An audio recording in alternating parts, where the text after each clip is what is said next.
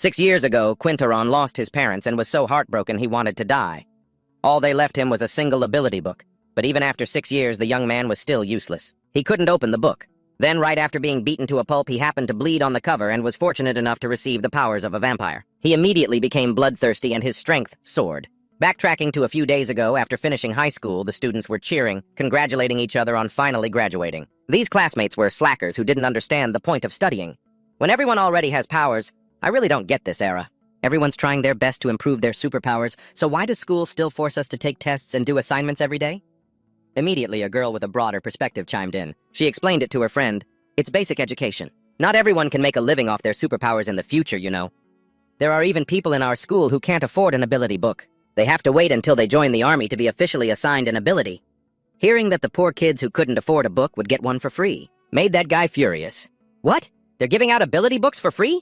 Those poor brats have it too easy. My family spent a fortune to buy this thing. The guy walking ahead was a classic rich kid, so he didn't care about such trivial matters. What's there to be jealous about? None of those free assigned skills are any good. If it weren't for the rule that all graduates have to spend another 2 years in the military academy, they probably would never even get a chance to have superpowers in their entire lives. Regardless, those guys were still very jealous of the privileged kids with superior abilities. Speaking of jealousy, it should be about those who were born with superpowers. Now they're the real chosen ones. Back then, if they hadn't shared their superpowers, we would have never had the chance to use ability books to become superhumans. The guy in the lead seemed to know a lot about the nobility, so he understood it well. It's not like they had another choice. The Deji tribe was already at their doorstep. If they hadn't stepped up, we all would have been done for. Hearing this, the girl became terrified of war and wanted to back out. War is too scary. In any case, I'm not going to the battlefield. Whoever wants to go can go. The girl who had been peeking around just now was waiting for someone. It seemed she'd found the person she was looking for. The guy from before was a true rich kid. His family had already determined his future before he even graduated. My dad has arranged everything. As long as I can raise my enhancement ability to level 5 during my time at the military academy, the family's beast armor and weapons business will be handed over to me. Just then, Jelly appeared, instantly becoming a topic of admiring and adoring conversation among the girls. It's Jelly! He came to school today, too. He's even more handsome in person than in his pictures. I wonder which military academy he'll be assigned to. It's got to be the best one. After all, he's the only level 4 superhuman in our graduating class. She didn't seem to want to miss the chance to express her feelings, so she went up to him and whispered, Jelly, could I bother you for a moment? As soon as he saw her, he recognized her. Oh, it's you. What's up? It was her first time approaching a guy, so she was hesitant and shyly asked, it's nothing. I just wanted to ask if you're free tonight. To go get a meal together. Hearing this invitation, Jelly thought, tonight? Well, I don't have anything special planned. And so she mustered all her courage to make the offer. Just then, from behind, the shouts of some thugs chasing someone could be heard. Queen, stop right there! You dare run? Only an idiot would stop while being chased. So he fearlessly flipped them the bird. Queen's mouth was even fouler as he turned to provoke the thugs. See this finger clearly, you dogs! Being insulted like that made the two thugs furious, and they sped up. You mutt, you're asking for it. Don't let me catch you. It seemed he wasn't afraid of anybody. So he arrogantly taunted, Ooh, I'm so scared. While running, he wasn't looking ahead and bumped right into Jelly, falling hard to the ground. Ow! The girl saw that Queen seemed to be in a lot of pain, so she moved to help him. Are you okay? But as soon as she got a clear look at his face, she quickly pulled her hand back. Hey! Then the two thugs caught up and started beating him relentlessly. Run! I told you to run! Still want to show me your fingers, huh? Come on! Show them to me now! Feeling how brutal the beating was, she became very worried that something bad would happen to Queen. Just then, Jelly witnessed her reaction. He immediately took action, using his power. But instead of attacking the two thugs, he attacked Queen. The passers-by, having seen the brawl, started to gather around in confusion. Huh? What's going on? What is this? Are they fighting on the last day of the entrance exams? After attacking Queen, he just dusted himself off and left. He didn't forget to add a warning. Watch where you're going next time, you useless trash. As for Queen, he was left in a pathetic state, sprawled on the ground amidst the murmuring crowd. That black-haired guy. It's him again. How boring. Let's go, let's go. After seeing him take a hit from Jelly, the two thugs decided to let it go. You got lucky. You blocked one of Jerry's regular moves? You probably wouldn't even get the chance to stand next to him normally, huh? It's the last day and you're still causing trouble for us. Watch yourself from now on. Don't let us see you on the streets again. As he walked ahead with her, he asked, Are you pitying him? Eager to win his favor, she denied it firmly. Not at all. I just couldn't see clearly who he was. But Quinn is already this pathetic, still getting mocked by everyone with no one to help him. DSC, what happened just now? Feels like I missed a good show. Didn't you see it? I don't get why that idiot dared to mess with Jelly again. Oh, that short kid? Isn't he pretty well known? What's his name again? There's a guy in our class named Quinn, or Queen Flower or something. Anyway, he still doesn't have a superpower. He just lives off a stipend. A complete nobody. You don't even know the names of the people in our class? Why, you want to know him so badly you want to be his friend? I think he'd definitely be thrilled. Thanks for your kindness, but spare me. I'm afraid his uselessness might rub off on me. Covered in injuries, he turned and walked away dejectedly. Suddenly, a wave of emotions stirred within him. It's like this every day. Don't those people ever get tired of constantly competing? That's right, in this era, not having a superpower is the original sin. Forget about fighting the Deji tribe. You're discriminated against right here in school. Quinn walked on hopelessly when he overheard the news broadcast. Today marks the 5th anniversary of the signing of the Peace and Ceasefire Treaty with the Deji tribe. In the context of peaceful development, the situation in some regions of the world remains unstable. We call on all peoples and regions to understand and support one another, and avoid letting tensions escalate once again. Tomorrow I'm heading to the military academy. If I still can't master a superpower, I'm afraid nothing is going to change. When he returned home in a gloomy mood, he couldn't help but notice the wooden box on the table. Quinn couldn't resist opening it. Inside was an ability book. Flashing back 6 years ago, when Quinn was just a little boy, 2 men in black had already come to bother him. "Excuse me, is this the residence of Quinn Talon?" He saw that the 2 men were huge, and they were strangers. Being just a kid, he answered fearfully, "Yes, who are you?" In response to his question, the 2 men in black revealed their identities. "We are official representatives of the Special Action Force. We regret to inform you that your parents have died in the war against the Deji tribe. Through our investigation, we could not find any relatives or family who could take you in." Suddenly receiving the news that both of his parents had passed away brought tears to Quinn's eyes, because from now on, he was an orphan with no mother or father. Besides informing him of his parents' deaths, the 2 men in black had more to say. "Therefore, until you come of age, the government will cover your tuition and living expenses. Additionally, here is an inheritance left to you by your parents. Although there are no cash assets or other equivalents, this ability book surely has some value. Whether you wish to sell it or keep it is your decision. If there are no issues, please sign here." The first time he touched the ability book, his heart was a mess. Now, in the present, holding the ability book in his hands again, Quinn asked himself, "Mom, Dad, why did you have to go to the battlefield back then?" "Leaving me all alone. All you left for me was this ability book that I can't even open." And so, he tried his hardest to open the ability book, but no matter how hard he tried, it was all for nothing.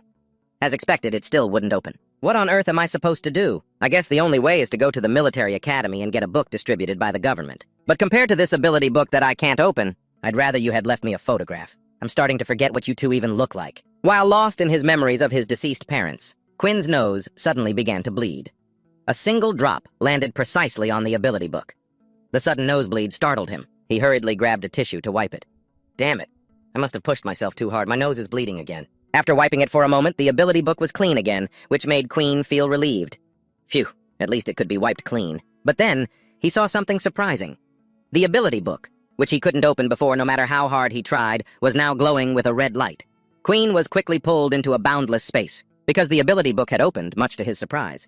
The book is open. When the ability book opened, it transformed into energy and shot straight into Quinn. Being forced to receive so much power at once, a splitting headache immediately hit him. "What's happening? It's forcing its way into my head!" This ability book seemed overly forceful, compelling Quinn to accept all of that immense power, causing him great pain. After the fusion process ended, Quinn was gasping for air. Gasp, cough, and collapsed to his knees. "My head hurts so much." Just then, a system window appeared. "Congratulations! You have received the blood-sucking ability." After that splitting headache, I was so dazed I couldn't process the information I received. Blood-sucking what? He completely collapsed on the ground. Quinn fell unconscious from the headache, which caused him to recall some unhappy memories from the past. Back then, he saw 4 kids having fun playing with a ball. He wanted to have friends to play with too, so he hesitantly asked, Can I join you guys? I want to play with you too." But as soon as they saw it was Quinn, the kids quickly ran away. "Quinn, stay away from us. We don't want anything to do with you. Why even bother with him? He's the type with no upbringing. He's no good." Shunned by his peers, he then received the news that his parents had passed away. "Quinn, your parents have sacrificed themselves." It seemed as if the most basic affections in the world were not meant for him. He couldn't even clearly remember his own parents' faces. In his unconscious state, someone suddenly woke him up. "Quinn. 2. Quinn Taryn!" Hearing his name, Quinn instantly snapped awake. Outside his door, 3 people were standing there. One announced, "I'm counting to 3. If you don't open this door, I'm breaking it down." As he finished speaking, he began the countdown. 1, 2. Before he could get to 3, Queen managed to run to the door. When he opened it, he saw the person standing there was Sergeant Grieve. Seeing that Queen had wasted his time, he demanded, "What's the matter? You're just opening the door now?" Realizing it was Grieve, he became frightened and replied, "Yes, sir, I overslept." That excuse was completely unacceptable, so he shouted angrily, 2 minutes! I'm giving you 2 minutes! Pack your things and get in the car now, I don't want to waste any more time. Yes, sir!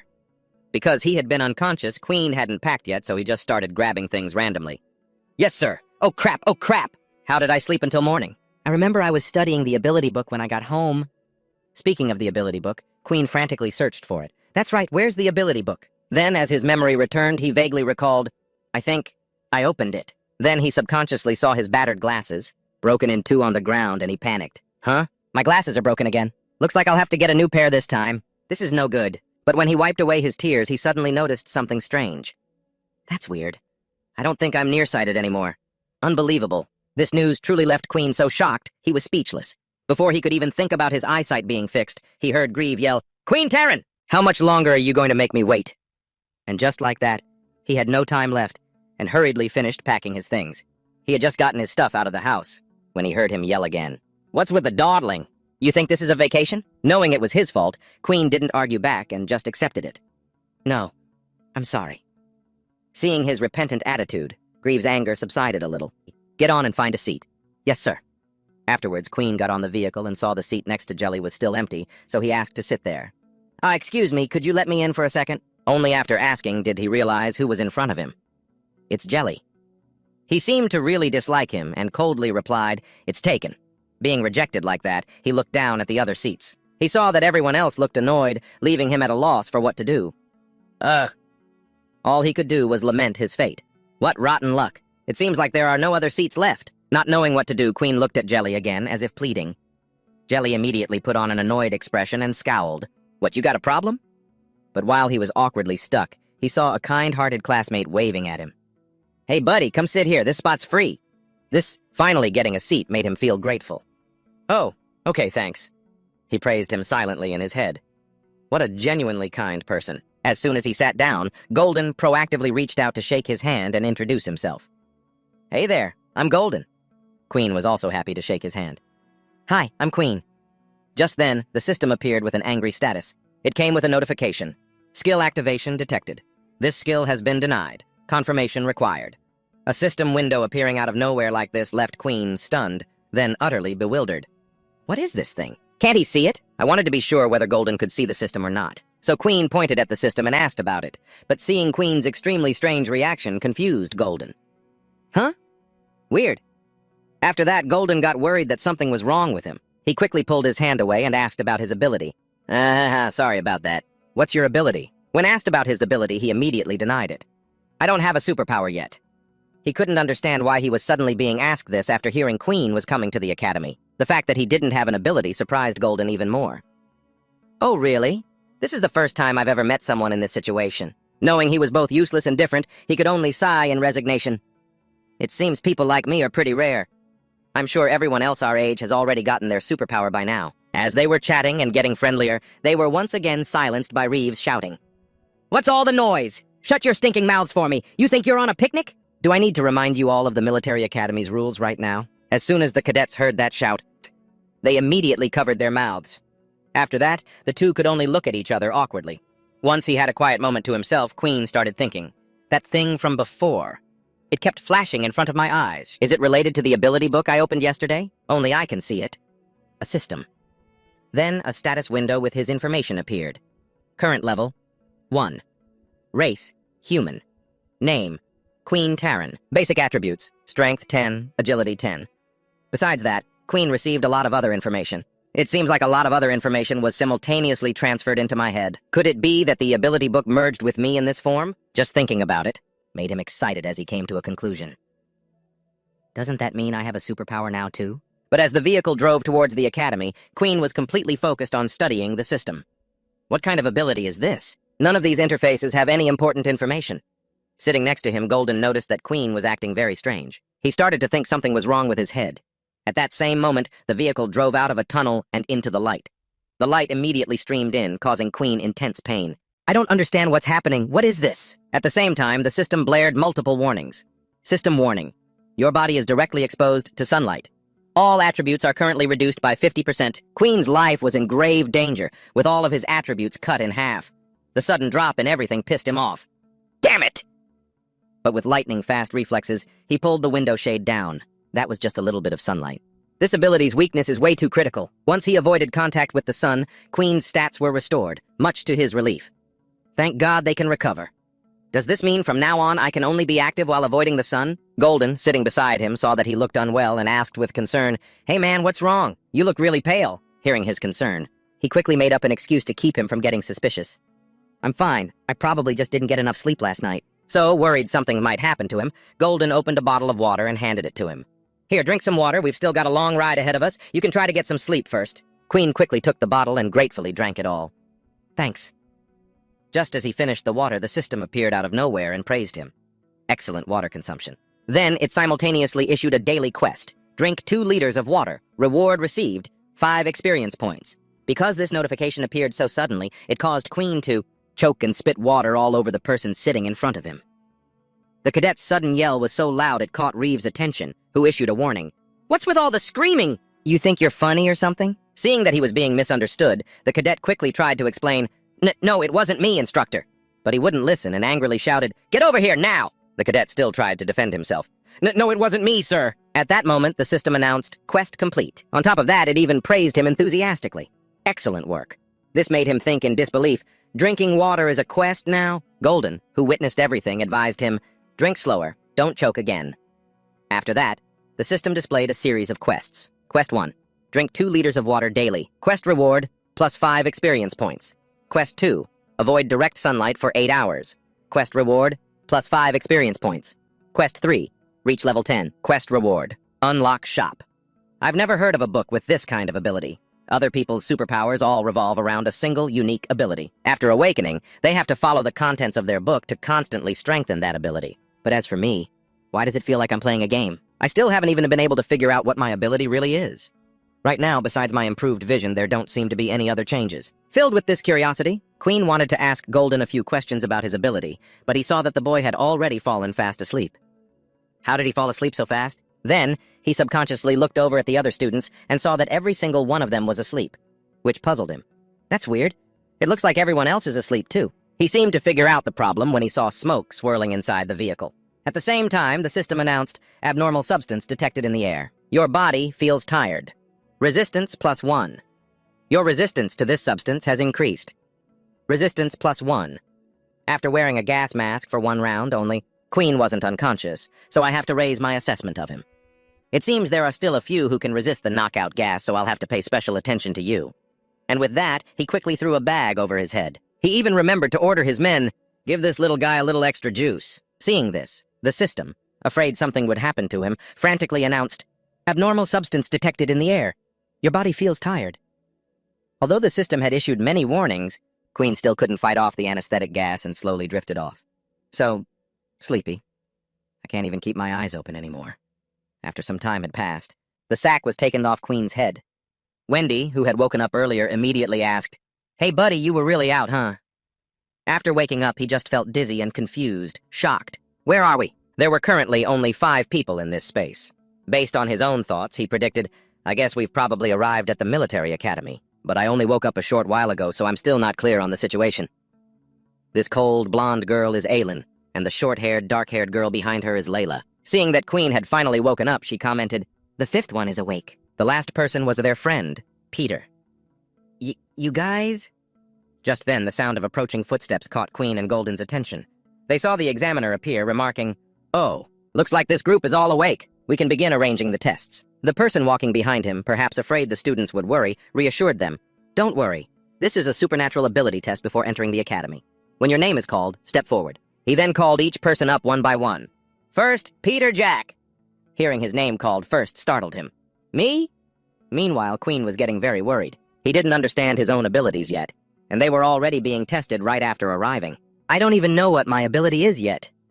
The examiner knew Peter was worried and quickly reassured him in a friendly tone. "Don't worry, kid. What is your ability?" Faced with this question, it seemed he didn't know much about himself either. I don't have an ability. Layla, upon hearing this, seemed to find it unbelievable. Wow, are there really people with no abilities? Golden wasn't so surprised. Instead, he had an indescribable faith in everyone. What's the big deal? There's still time to awaken one now. Now that there was someone else like him, he felt more at ease. So, there's someone else like me in our batch, huh? Hearing that Peter had no ability, the examiner didn't pay it much mind. That's okay, Peter. Come here, take this. He could also receive a supernatural ability. Just like that, he was given an ability book, which made him incredulous. Is this really free for me? Really? The examiner confirmed without a hint of hesitation that the ability book now belonged completely to Peter. Yes, of course. For now, I'll temporarily classify you as a level 1 ability user. When you have free time, study this book carefully. Once you learn how to use it, you can participate in a re-evaluation later. His current level was level 1. Realizing he could be like everyone else, it made him feel grateful. Thank you. Afterward, the others also received bracelets one by one. The sudden appearance of a bracelet like this startled Queen. Huh? A bracelet? When did I put this on? Layla, however, was very calm, as if she already knew some information about the academy. Stop staring, everyone's got one. I heard all of our information is stored in it. It works as a school access card, and you can even use it to buy snacks. Behind them, Golden, knowing the bracelet had so many convenient features, got excited. You think it's handy too, right? With Peter's ability situation resolved, the examiner called the next person. Next up, Quinterone. Hearing it was his turn surprised him. Oh, it's me. As soon as he was in front of her, the examiner asked directly, Quinterone, what is your ability? He really couldn't understand why she was asking again when she clearly had his file in her hands. So he immediately answered honestly, I don't have an ability. Right away, she took out another ability book. So you're the same. Here, take this. The moment Queen touched the ability book, the system immediately announced, cannot learn this ability. Would you like to exchange this book for 10 experience points? Confirmation required. But faced with the system's notification, he reconsidered. Each person can only awaken a single ability, since I can't learn a new one. A confirmation request appeared, but upon seeing the system notification, he reconsidered. Each person can only awaken a single ability. It's impossible to learn a new one. Then I probably really am an ability user already. But, can this ability book really be exchanged for experience points? I really want to try it, but I'm afraid that if I do, I'll have to face endless questions. The examiner was about to call the next person when he was suddenly cut off by him. Examiner? She truly didn't understand. What on earth is Queen trying to do? The proctor offered a kind reminder. Are you sure you don't want this? This ability book is a free gift. If you miss this opportunity, then you'll have to find a way on your own. Even after being advised to this extent, he still insisted on returning it. Yes, I understand. I'll handle this myself. This seemed to be the first time this had ever happened, so the two examiners looked at each other, then stopped Queen. Please wait a moment. She stepped aside to contact her superior for guidance. There's an unusual situation to report. A student named Quinterone doesn't want to accept the ability book. Upon hearing this, the superior was a bit puzzled. Is he a member of the Pureblood faction? But she didn't think so. I'm afraid not. His file doesn't list any special abilities. And he isn't equipped with any beast gear weapons either. I see. And with that, the superior quickly offered a solution. Give him a test to see his potential. If he's just an ordinary person, let him fend for himself. The cruel world will teach him his lesson sooner or later. After hearing the instructions, the examiner quickly complied. Yes, sir. So she quickly invited Queen to the testing area. Sorry to keep you waiting. Since you don't want to accept the ability book, we will proceed with a direct evaluation. Seeing that the testing area was outdoors made him hesitate. Then, the 7 of them moved out to the field. The examiner announced the objective of the test. Destroy the 3 automated targets as quickly as possible. For someone like him, who has the abilities of a vampire, being exposed to sunlight like this makes fighting extremely difficult. His vision of the things in front of him started to blur. Not only did he feel exhausted, but his sight had also become hazy. Is it because I'm under the sun? There's no other way. I'll just have to risk it. And so Queen swiftly threw a punch at the mannequin. The examiners on the side immediately got a reading. His strength was a 5. It was the first time she had ever witnessed someone with such a low strength level. She was dumbfounded by how unbelievable it was. So weak. Then, as Queen ran towards the mannequin, it detached its arm, aimed it at him, and fired 3 shots. It was clear that he was having a very difficult time fighting the 3 mannequins. On top of that, his agility was only a 5. The examiner had thought Queen must be incredibly powerful to refuse the ability book, but it turned out he was as slow as a snail. So she turned away in disappointment and made an announcement as the test concluded. Your physical abilities are equivalent to a level 1 ability user. Quinterone, you may go. His current level was 1. The score the examiner gave him was the same as the one displayed by the system. If I upgrade my stats in the system, my physical strength might increase along with them, but to be constantly affected by the sun like this is really frustrating. Then the examiner called the next person, Layla Mulu. Hearing it was her turn to show off, she was overjoyed. "It's my turn, I'm here!" Golden, on the other side, was afraid he might be feeling down, so he offered him some water and did his best to console him. "Don't be discouraged. You still have 2 more years to improve." Receiving such kindness made him very grateful. "Thanks." Queen could finally breathe a sigh of relief. No longer standing under the scorching sun, hiding in the shade was so much more comfortable. The examiner then asked, "Layla Mulu, what is your ability?" She received the answer, psychokinesis. Seeing that the information matched what was on file, she gave the instruction. "All right, you may begin the test." Hearing this, Layla quickly agreed. "Yes!" Golden, who heard the whole conversation from a distance, remarked with awe, "So she has superpowers. I thought she was from the Pure Blood faction." This was the first time Queen had heard the term Pure Blood faction, and he couldn't help but be curious. Knowing he was confused, the boy kindly explained in detail. The Pure Blood faction refers to a group of people who are adamantly opposed to superpowers. The Pure Bloods believe that the current trend of everyone chasing after superpowers is a distorted value. The mentality of only believing in superpowers is the root cause of the division in today's society. They focus on developing beast gear and undergoing extreme physical training, using their ordinary human bodies to fight against the Deji tribe. With those explanations, he finally understood and concluded, "I see. So that's why you saw her using a bow made of animal bone and thought she was from the Pure Blood faction, right?" Layla's performance seemed to have faltered a bit, so the examiner announced the end of the test. Layla Mulu, ability level 2. Hearing that she only achieved level 2, she found it impossible to accept. "How can that be? All the teachers at school rated me as level 3. Faced with Layla's disbelief, the examiner patiently explained, "Your skill with the bow and arrow has indeed reached a level 3 proficiency. However, one target was destroyed with your bare hands, and we measured at an average force of 8, so you can only be rated as level 2. After explaining everything, she offered some comfort. "There will be many more opportunities to be tested in the future. You don't need to dwell on this one result." Then she called the next person, Aylin Haile. Although Layla understood, she still couldn't accept this outcome. Hearing Aylin's name being called, Golden walked over to start a conversation. "Hey, they're calling you. Looks like I got lucky, I'm the last one, haha." Suddenly, the hand of a stranger he didn't know. He didn't realize putting his hand on her shoulder would make her so uncomfortable.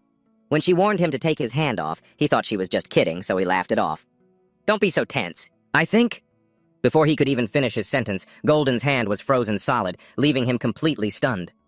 Eileen arrogantly flipped her hair, not forgetting to warn him one more time. "Next time you lay a hand on me without permission, it'll be worse than this." Golden, witnessing her power, was startled. "Whoa! So she's got ice powers. No wonder she's so cold, I almost lost my hand." As she stepped up to the examiner, he immediately asked for confirmation. "Aylin Haile, ice-type ability, correct?" As the test began, she immediately confirmed, "Correct." Meanwhile, Golden wasn't holding a grudge at all. Instead, he was cheerfully praising her.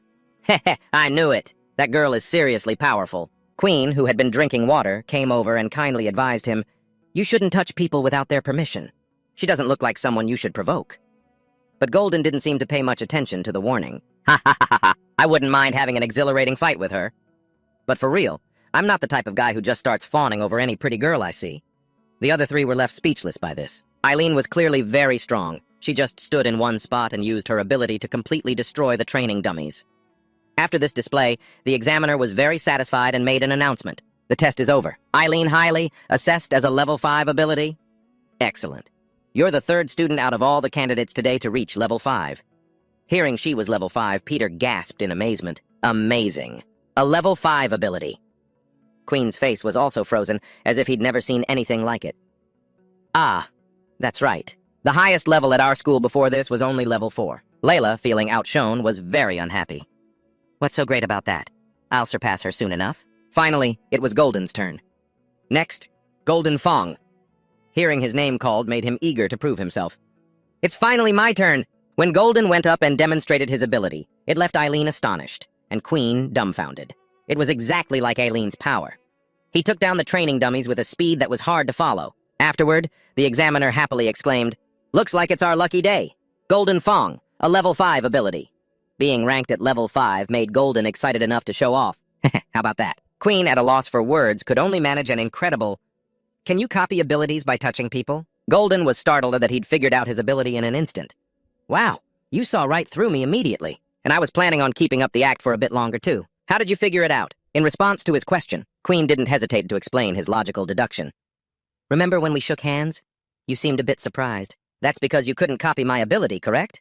Furthermore, when Eileen froze your hand earlier, you were clearly unfamiliar with ice-based abilities. So, when I put it all together, there was only one possible explanation. Faced with this accurate analysis, Golden had to admit he was impressed. Wow, I'm surprised. Even without any powers of your own, you're incredibly perceptive. Receiving this compliment, he replied modestly, "Ha ha ha, I just happened to notice, that's all." Wait a second. Queen suddenly realized something. That's strange. In that case, back then, my body must have automatically defended itself against his copying ability. So what in the world is my ability? Just then, Eileen, who had been acting so cold, approached and asked, "Hey, you're a prime ability user, aren't you?" So-called prime ability users are those who are born with their superhuman powers. Legend says that all the superhuman powers recorded in the current ability books were passed down from them. Golden didn't give a straight answer and started teasing her again. "Why don't you take a guess? If you get it right, there's a prize." But she wasn't interested in playing along and coldly walked away. How dull. Seeing that everyone had been tested, the examiner addressed the students. "The testing is now complete. You may all proceed to the military academy." Hearing they could go to the academy, Peter was overjoyed. "Oh, that's great!" The instructor then informed the students about some of the facilities, explaining that books could be placed in the transfer bay, along with their luggage where a designated instructor would receive them. The 5 of them were then quickly transported to the academy. The place was incredibly vast and integrated with all sorts of services. This took him by surprise. "Whoa, so this is the military academy?" It looks like a bustling city. It was also Queen's first time seeing such a sight, and he remarked with a hint of apprehension, "It's enormous." After the 5 of them were transported into the academy, they stepped out of the elevator and saw many other students gathered around, chatting. "Oh, fancy meeting you here. Hey man, what a coincidence. How'd your test go?" "I got level 5. What about you?" Hearing that his friend had a higher level, the other guy turned to leave. I'm level 3. Hearing the other student was level 5, someone else immediately invited them over. "That's impressive. Let's hang out for a bit, okay?" But he was turned down. Maybe in a little while. This made Queen and Peter realize one thing about this academy. A character's rank is determined by their power level, with the lowest-ranked students being level 1. When Jelly appeared, another student immediately turned to get acquainted. "Hey, aren't you Jelly? Do you remember me?" "We went to the same school before." He didn't seem to remember him at all, but he still gave a polite answer. "Oh, is that so? Hello?" On Aylin's side, a few students were also following her, hoping to get acquainted. "No way, it's really her. Look for yourself, that's her." After that, all the high-level students were greeted by lower-level ones wanting to be friends. What a coincidence! A chance like this is so rare. "I'll treat you to a meal later." Before the invitation was even finished, Jelly quickly refused. "Sorry, I don't have time." Over by Aylin, a few girls also ran up to get acquainted. "Hello, I'm Mary. I'm a level 3. Can we be friends?" "Me too, I'm Jiang, and I'm also a level 3. Are you really a level 5? I've never seen a level 5 before." As soon as they heard about a level 5 student, the other students started buzzing with excitement. "What, level 5? Who's the level 5? "I'm a level 4, be my friend." "Get out of the way, I was here first. A mere level 3 like you shouldn't even bother." And Peter finally realized how everyone was behaving. It seems everyone wants to be friends. With people who have a higher rank, huh? Queen sensed it too and felt a bit disheartened. That's right. This place is no different from the outside world. Just then, the teacher in black appeared and made a request. "Everyone quiet down a bit. Boys and girls, please form separate lines. Come up one by one to draw your dorm room numbers. Once you have your room number, you can take your luggage to your dorm room." After that, the students went up one by one to draw numbers, but Peter couldn't see Golden and started looking for him. "Where's Golden? I'm not sure where he is either. He probably got distracted. Maybe he's being bothered by other people. After all, he's a level 5. Just then, a student drew number 23 and was curious about who his roommate would be. 23? 23? I wonder who I'll be rooming with." Hearing that student looking for number 23, Peter spoke up. "I'm also number 23. Upon hearing this, the student's face fell in panic. He then walked over to ask Queen, "What's your number?" Asked so suddenly, Queen was confused but answered, "I'm number 12. Why?" And just like that, the students shamelessly swapped their numbers without even asking for permission. "Well, this is your lucky day. Let's trade places, okay? You two will probably get along great." But Queen still wanted to say something. "Wait a minute." But the student had already bolted. This made Peter's heart ache as tears welled up in his eyes. "Of course, no one wants to room with someone like me. I'm sorry for causing you trouble." Seeing how disappointed he was, Queen comforted him. "What trouble? I'm only a level 1, too. Don't be discouraged. Our life at the military academy has just begun. We'll get stronger." Even so, he couldn't cheer up. But still, then, out of nowhere, Golden, who had also drawn number 23, came looking. "Let's see, who's in dorm room 23 with me?" Hearing the same number, Queen spoke up and answered, "I am, over here." Seeing that his other roommate was Queen, Peter was overjoyed. Golden, what a coincidence! Even though Guden was a high level, he didn't look down on the two of them for being level 1. Instead, he warmly slung his arms around their shoulders. Yeah, I can't believe we were fated to be together like this. Let's have a great time together for the next 2 years, okay? After hearing this, Peter was moved to tears again. You guys, you don't look down on me. This is so nice. I'm so touched. But at the same time, from another area, a student's shout could be heard. What? Your dorm room got taken? The other student could only sigh in frustration. Yeah, it's a total disaster that fell from the sky. The student immediately wanted to go get justice for his friend. What kind of person does that? How dare they be so blatant about it? Come on, we'll go find him. I'll help you get it back. But the other student stopped him. Just let it go. Running into him, I can only consider myself unlucky. That guy is a pseudo-level 5. It turns out Golden was the one who had proposed swapping rooms to be with the two of them. After that, the three of them moved into the men's dormitory together. Then, as Guden tidied up his sleeping area, he made a suggestion. The rest of the time is free time. Let's go for a walk somewhere later, okay? But Peter turned him down, wanting to diligently study his ability book. Sorry, I can't go. I finished unpacking. And I want to study my ability book first. Since he was a level 5, he didn't try to force them, so he accepted it naturally. All right, then. Then he turned to ask Queen. What about you? I have something to do as well, so I can't go with you. I want to go to the library for a bit. I need to figure out the situation with my ability as quickly as possible. I hope the library has some relevant materials. Just a moment ago, Golden wanted to go out and play, but when he heard what I said, he got all excited and insisted on coming along. It's been a while since I've read a book, too. Perfect timing. I'm determined to study hard. After that, we both headed to the Academy's library. As soon as we walked in, we saw it was full of people, but the atmosphere was extremely quiet. Queen, respecting the space, thought to himself, wow, it's so crowded. After grabbing his books, he noticed something with a puzzled look. Huh? Why are they just moving their mouths? I can't hear any voices. Knowing what Queen was curious about, Golden immediately explained, You went to a public school before, didn't you? They probably don't have this device, you just have to touch it. And it can create a soundproof space just like that. People inside can talk freely without disturbing others. Witnessing something like this for the first time really surprised him. Whoa, this is really my first time seeing this. Has technology really advanced this far? Afterwards, Golden sat down and asked curiously, What kind of materials are you looking for that you need so many books? Being asked, Queen had to make up an excuse. This? It's not that I don't have the school's free ability book. I just want to see what other kinds of superpowers are out there now. Who knows, I might find one that suits me better. Oh? So that's his sudden excuse. He couldn't help but laugh. Oh, is that so? I thought you wanted to become a pure blood member. Turns out you just don't want to become the military's attack dog, huh? Ha ha. Queen heard him but couldn't understand the meaning behind his words. The military's attack dog? Hearing that, Golden realized. So you don't know anything about this, do you? So you really don't know, huh? You don't actually believe the military is that benevolent, do you? Handing out free ability books to everyone, right? Later on, all those people will have to follow the military's orders. If they call you to the battlefield, you have to go. To put it nicely, you're their pawn. In reality, you're just a worthless human shield. As soon as he heard the reason, he was reminded of the ability book Peter received. So that's how it is. Why was Peter so happy when he received his ability book? Does he know about this? Realizing how little he knew, Queen wanted to ask a few things. Oh, right, Golden. Have you ever heard of an ability that gets weaker when exposed to sunlight? It was the first time he'd ever heard of an ability book like that. It left his face completely blank. Huh? He suddenly burst out laughing teasingly. Ha ha ha ha ha! How could there be an ability like that? Some people might seem weak because they can't control the power they received. Yeet, or their ability is just too weak when it manifests. But getting weaker just from sunlight? We're humans, not vampires. After those words, he could only smile and play along. Yeah, you're right, ha ha ha. After spending some time reading in the library, Golden had conked out and was snoring loudly. Queen, however, had been reading for hours but still hadn't found that ability book. He closed the book. As expected, none of these books have any record of a case like mine. So he looked up at the bookshelves. I'll keep looking up there. Queen searched for books while reading, but there was still no information. A story about a red dragon reincarnating as a human. That's actually pretty interesting. This book is called Fantasy and Knowledge, written by Lenny Stein and Zetalen. Seeing that there was no new information after reading the story, he quickly put it back in its place. But this is probably just a fantasy novel. Dragons, vampires, and all that. They're just creatures of legend. It's almost dinner time, too. I'll read one more book and then head back. So, Queen stopped searching for books related to that ability and instead focused on researching the characteristics of vampires. Drinks human blood, turns into a bat, uses illusions.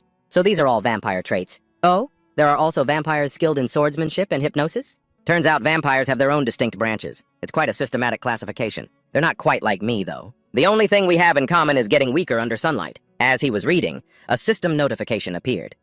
You have gained a deeper understanding of the system. Experience plus 10. Current EXP, 15 out of 100. A notification from the system suddenly popped up just like that. What's making me so panicked? Then I dazedly realized I'm in trouble. It can't be, right? The power I awakened. Is it really a vampire's power? The sky finally began to turn to dusk. After a nice nap, Golden finally woke up, stretched, and started looking for Queen. Where did he go? It's already this late. Could he have gone home already? The thought of him leaving without telling me made me sad. How annoying. He didn't wake me up at all. But Golden had no idea that Queen had been frantically researching vampires all afternoon. This is insane. Absolutely insane. The more I read, the deeper I understood. It seems it's all true. At the same time, the system continued its announcement. You have gained a deeper understanding of the system. Unlocking one optional quest. Confirmation required. Hearing there was a new quest, Queen put down the book and looked. He then saw the system display a terrifying face as it issued the quest. Suck the blood of one person. This was something he couldn't accept.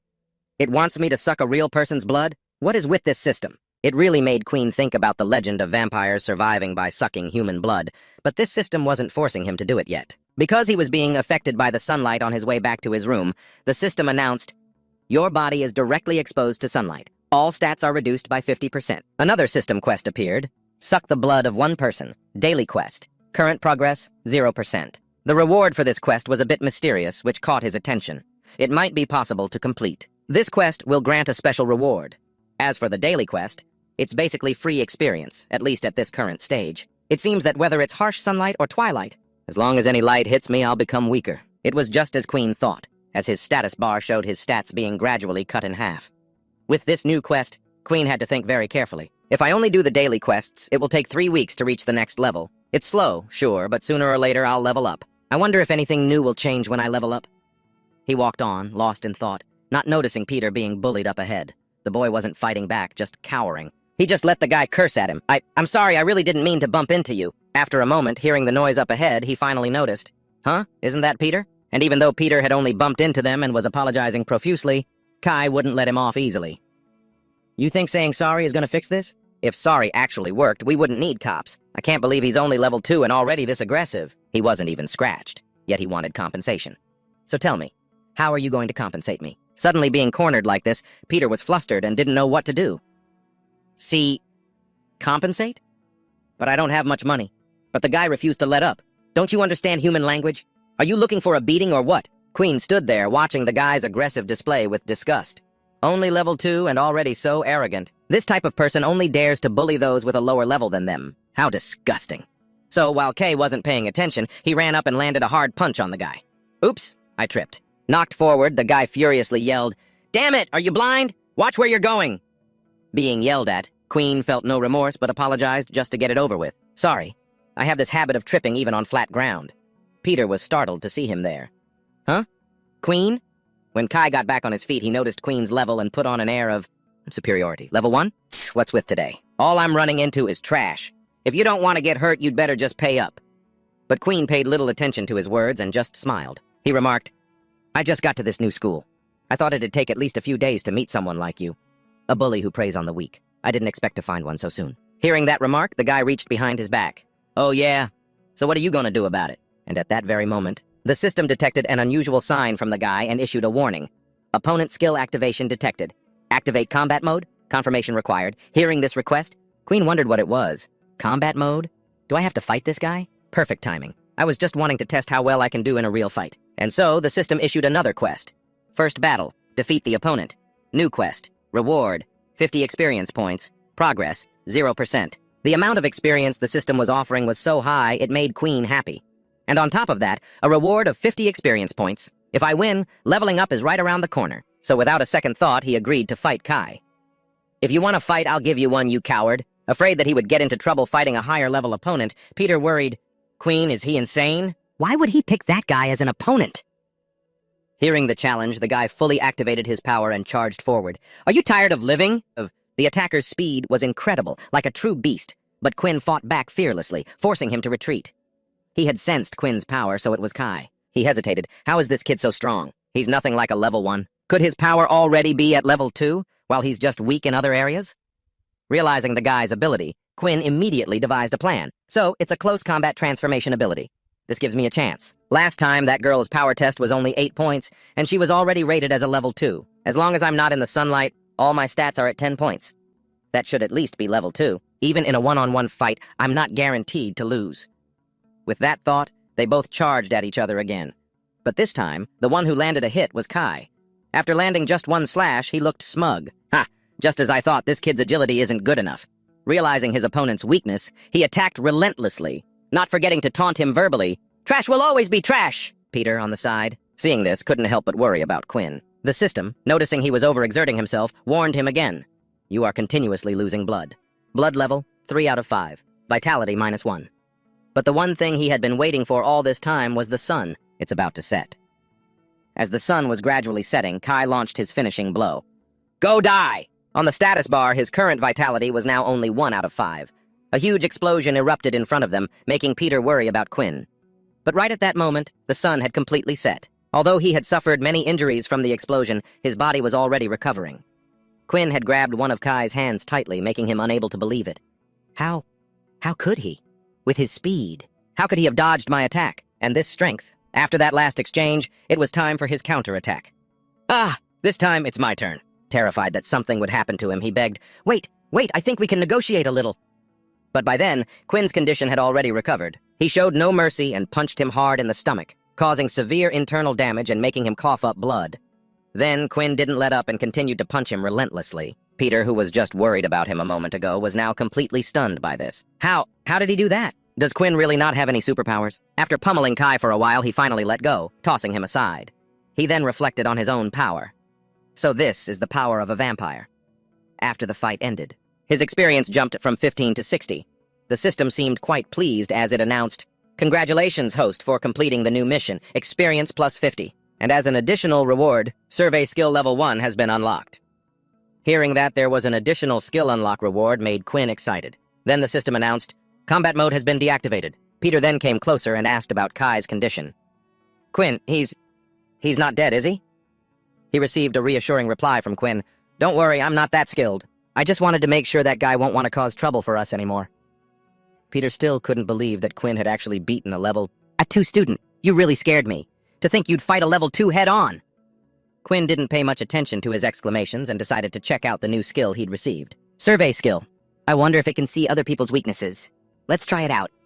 He then began to survey Peter, who was still unaware of what he was doing, so he turned back to him, worried. "Hey, your hand is bleeding. You should go to the nurse's office to get it treated." At the same time, Peter's status window appeared. Peter Jack. Life value, 3 out of 5. Race, human. Blood type, a positive. Ability, none. All other abilities are locked. Then, Quinn proceeded to survey Kai. Kai Mayin. Life value, 1 out of 8. Race, human. Blood type, B, negative. Ability, transformation. Other information is also locked. This locked information made him wonder, it seems there's still some hidden information. Maybe I need a higher level to see it. But to think it can even see blood types, this is a really convenient ability for a vampire. I wonder if different blood types taste different. Suddenly, the thought crossed his mind. The desire to know what blood tastes like startled him. What am I thinking? Quinn, you're crazy! That's blood! Blood! Peter, noticing Quinn's pale expression, asked with concern, Quinn? Quinn, are you okay? I think we should get out of here quickly, before someone else finds us. Being called out like that startled him, and he quickly replied, Huh? Oh, I'm fine. He then followed Peter's advice and started to leave. You're right, let's go. But his eyes kept staring at the bloodstains scattered on the floor. He still had a large wound on his back from the fight, and when Peter, walking behind him, saw it, he grew even more worried. Are you sure that wound is okay? You should at least go get it cleaned and stop the bleeding. But Quinn didn't feel any pain, so he refused. It's fine, it's just a surface wound. The bleeding has stopped. Just then he noticed another wound on his arm. Seeing that he wasn't moving, Peter stopped and asked, What's wrong? He quickly covered the wound on his arm and denied it. It's nothing. I think I should still head to the nurse's office. It'd be a pain if it got infected. You go back to the room first. I'll be right behind you. Okay. Realizing Queen got hurt because of him, he wanted to go along. Then let me go with you. But he was furtively refused. No, it's fine. I can go by myself. Can you do me a favor and check if Golden is back yet? We got separated. I'm afraid he might be worried. With that, Peter could only respect his decision. All right then. And so, Queen went to the highest point of the academy and looked at his wound, which was gradually healing. It really has healed completely. At the same time, the system announced, "Health restored 10 out of 10. Your health has been fully recovered. Confirmation required." Then, the system issued a warning. "Your hunger has increased." Seeing that warning, Queen mused, "Hunger? No wonder I'm feeling a bit hungry. It seems this system can heal my wounds through food." With that naive thought, he began searching for a nearby place to buy food. There must be a place that sells food around here. After searching for a bit, he saw a vending machine at the gate of the training grounds. There it is. Inside the training room, Layla was training hard with the dummies, hoping to level up next time. After a while, she was exhausted. She took a sip of water. My condition's pretty good. That's enough for today." Just then, she saw Queen walking by, munching on a piece of bread. That guy. Seeing him furtively looking around made Layla confused. Isn't he the one with no superpower? What's he doing at the training grounds? He probably wants to test his power again, right? So, Queen quickly took off his outer jacket, wanting to fight the dummies. He started the test on normal difficulty, but as he tossed his jacket aside, she saw everything and praised him inwardly. Looks like he wasn't happy with his daytime test results, huh? He's pretty ambitious. Come on, let me see what you've got. Then, with a single blow, he sent the dummy flying, along with a notification. Power, 10. This made Layla gasp in disbelief. How is that possible? Isn't he only a level 1? And it wasn't just his power, but his agility, too. The dummies that were hit turned to face their target, but before they could do anything, Queen slashed them with 2 quick strikes. Target hit, test complete, agility 10. At that moment, the jacket finally hit the floor. That speed surprised Layla even more. Incredible. He managed to destroy all the targets before his jacket hit the ground. He's intentionally hiding his true strength, isn't he? But why? At the academy cafeteria, some level 1 students got their food and called each other over to a table. "There's a seat over here!" Hearing that, another student hurried over. "Coming!" As the 2 students were about to sit down, a level 3 student threw his backpack down to claim the spot. Seeing such an aggressive act, the 2 level 1 students didn't dare to mess with him. "Maybe we should just go outside." Yeah. Afterwards, the 2 level 1 students took their food outside to eat, complaining to each other unhappily. Those guys inside are really scary. They can act so arrogant just because they have a high rank. If you can't fight them, it's best to stay away. It seemed Peter and Queen had been bullied in the same way, so they were sitting outside.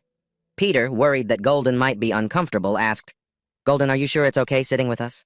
All the high-level people are sitting inside the dining hall. Only us low-level ones have to be out here. You shouldn't have to suffer like this with us." "That's right. You don't have to be with us. You should be mingling with people of your own rank." But Golden didn't seem to care and refused. "Don't be ridiculous. I hate that stupid ranking consciousness more than anything. We're friends." Then he started eating cheerfully. "So just relax and eat. Right now, nothing is more important than filling our stomachs. Ha ha!" From a distance, Layla witnessed this whole scene. Later, in the theory class taught by Mr. Dell, he began to explain the basic theories of abilities to the students. It can be said that without the selfless sharing of the innately gifted, the new structure of today's world would not have been formed. We may be living in a time of temporary peace, but no one knows when war will break out. That is the very reason you are all studying here at this military academy. You must strive to enhance your extraordinary powers. Only your rank can prove your self-worth. Upon hearing these theories, Queen came to understand just how high-class Golden's power was. Still, Golden's ability is so convenient. He can directly copy high-level powers, but the ability he copied, can it be enhanced further on its own? Out of curiosity, he had the system survey his information.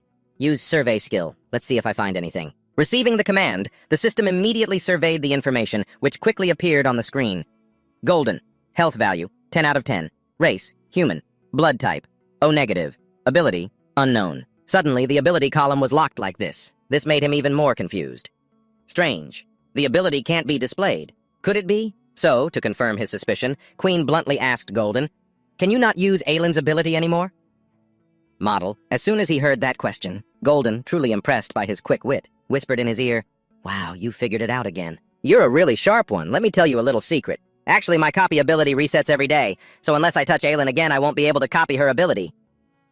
Upon hearing this information, he couldn't help but confirm that his theory was correct. As expected, abilities that seem convenient always come with restrictions. So that's why he'd given such sincere advice, for his own good. "Well then, I advise you not to do it. Aylin isn't someone to be trifled with." And Golden, hearing that well-intentioned reminder, was very grateful. "Thanks for the concern. If only you and Peter had abilities I could use, that would be great. I still don't know whose ability I should copy for the next test." As he spoke, he let out a long, sleepy yawn. Quinn, however, felt bad for not having an ability he could use. "I'm sorry. I can't help you with that." As he was speaking, his stomach suddenly rumbled, surprising Golden. "Are you still hungry? You just ate enough for 2 people. To suddenly have someone hear his stomach growling like this made him very embarrassed. Maybe I just digest things a little too quickly. Afterwards, he looked at the system in disbelief. How can it be so fast? I'm hungry again already? If it keeps up like this, my food expenses are going to be pretty high. The long, drawn-out theory class finally came to an end. Golden needed to use the restroom, so he split off. You two go on ahead. I'll just pop into the restroom for a bit and find you guys later. Hearing this, Quinn casually agreed. All right, let's meet at the convenience store in a bit. He hadn't even taken a few steps before he heard the terrified screams of other students. Ah! What are we supposed to do? Veli told us we have to give him 50 points by the end of this week. Is there any other way? If you don't want to get chewed out, you just have to hand it over. What do you think, Kai? Hearing his name, Kai got annoyed. We'll give it to him fine, but when I reach his level, I'll definitely get it back twofold. Just as he said this, he spotted Quinn. Quinn saw him too, his expression darkening as he glanced at Peter walking ahead, who recognized him as the guy from yesterday. Peter panicked. Isn't that the guy from yesterday? This time he's got friends with him. Even so, Kai, after the beating he took yesterday, was hesitant with fear. The other two students, however, looked at the pair and sneered. What a coincidence running into these two here. They're pretty famous, you know. That's right. They're the only two in our entire year without superpowers, a couple of top-class losers. It's really an eye-opener. The one being taunted didn't seem to notice. He was completely overcome with fear. Quinn, do you think he brought people here to get revenge on us? But he figured the three of them wouldn't dare touch him. No way. If other people found out what happened yesterday, he'd become the one who gets bullied. Then the two students stepped forward to block their path and start trouble. Hey, you two, wait a minute. Peter, blocked, was bewildered and scared. Excuse me, is there a problem? Without another word, the two students bluntly demanded points from them. How about each of you lend us 10 points? We're in a real bind. We know you guys don't have much, so we're being understanding and only borrowing 10 points from each of you. You can surely afford that, right? Hearing these guys wanted to borrow a whole month's worth of his living expenses, Peter quickly refused. 10 points is my entire living allowance for a month. In total, that's all I have enough to exchange for. Quinn, however, didn't give them a pleasant look and questioned them. Do I know you? Why should I give you anything? Kai saw his buddies had gone this far, but he just stood behind them timidly, breaking out in a cold sweat, while the other two guys stubbornly insisted on borrowing the points. I said borrow, don't you understand? Are you not going to listen when I'm asking nicely? Afraid that something bad might happen, he awkwardly rushed to push his two friends away. Hey, just forget it. I just realized we might have enough already. Let's go. Right at that moment, Golden, having just come from the restroom, appeared and spoke up. I have plenty of points. Why don't you guys just borrow some from me? I can lend them to you, but the interest rate is pretty high. Are you sure you want to? The moment they saw him, everyone screamed in fear, it's a level 5! The moment the group saw someone stronger, they immediately tried to flee. No, that's okay. Thanks for the kind offer. Ah, so you guys are friends, huh? You guys, it was really just a misunderstanding. We'll get out of your hair now, see ya. But Golden wasn't about to let them off that easy and stop them. Don't be in such a hurry. Let's talk a little more. Just then, someone else chimed in. Hey now, who do you think you are laying a hand on someone else's underclassman? Seeing Jelly and Momo arrive, the three guys were overjoyed. Great, we're saved! It's Jelly and Momo! The moment those two appeared, Queen immediately sensed a great danger. His aura was too dangerous, so he quickly scanned Momo's information. Momo, life value, not found. Race, human. Blood type, unknown. He couldn't even see the most basic information. This confused him. Could it be that my current skill isn't high enough to use on people of a higher level? Yes, that guy's level is... I can't believe his level is that high. At this point, the scene was utter chaos. Momo stepped forward and announced, I'll allow you to leave now. Upon hearing this, the three guys panicked and fled. Yes, let's go! Seeing that everything was over, Golden didn't press the issue and invited the two to get something to eat. Let's go. We should go eat. If we're late, there won't be anything left to choose from. Since it was evening, Peter was also really hungry. So hungry. Queen, however, seemed very wary of those two. He didn't want any more trouble, but Momo insisted on getting involved. Hold on. I never said you could leave. Trying to leave without so much as a greeting? Low-level trash like you, not even having a shred of respect for others. That just won't do. For a guy who's only one level higher to look down on others like this, it really pisses you off, doesn't it? Is there something else? He stepped forward, intending to teach Golden a lesson. Golden, you've only been here for 2 days, and I've already heard all sorts of rumors about you. All my friends are talking about some high-level freshman who's always hanging out with the low-level crowd. Hearing this accusation, he was genuinely confused, but he still affirmed it. Yeah, that's right, so what? Am I breaking any rules? And yet he dared to give Momo a contemptuous smile. Of course, you're not breaking any rules. Who you associate with is your personal freedom. But, I have to say, there are still some unwritten rules in this school. You see, once you start treating that trash like they're useful members of society, they start getting full of themselves. Just like this piece of trash here. I'm standing this close, and he doesn't show an ounce of fear or respect for me. In this world, only the strong deserve to live. Some people get treated with a little kindness and start having delusions about so-called equality. You know? I really hope the next battle comes soon. That way I can eliminate all you worthless trash without a second thought. War is the most wonderful thing. Upon hearing these words, it reminded him of similar words spoken by people long ago. Queen, because of the war, your parents have died. It stirred up the pain of his parents' death, and now he was furious.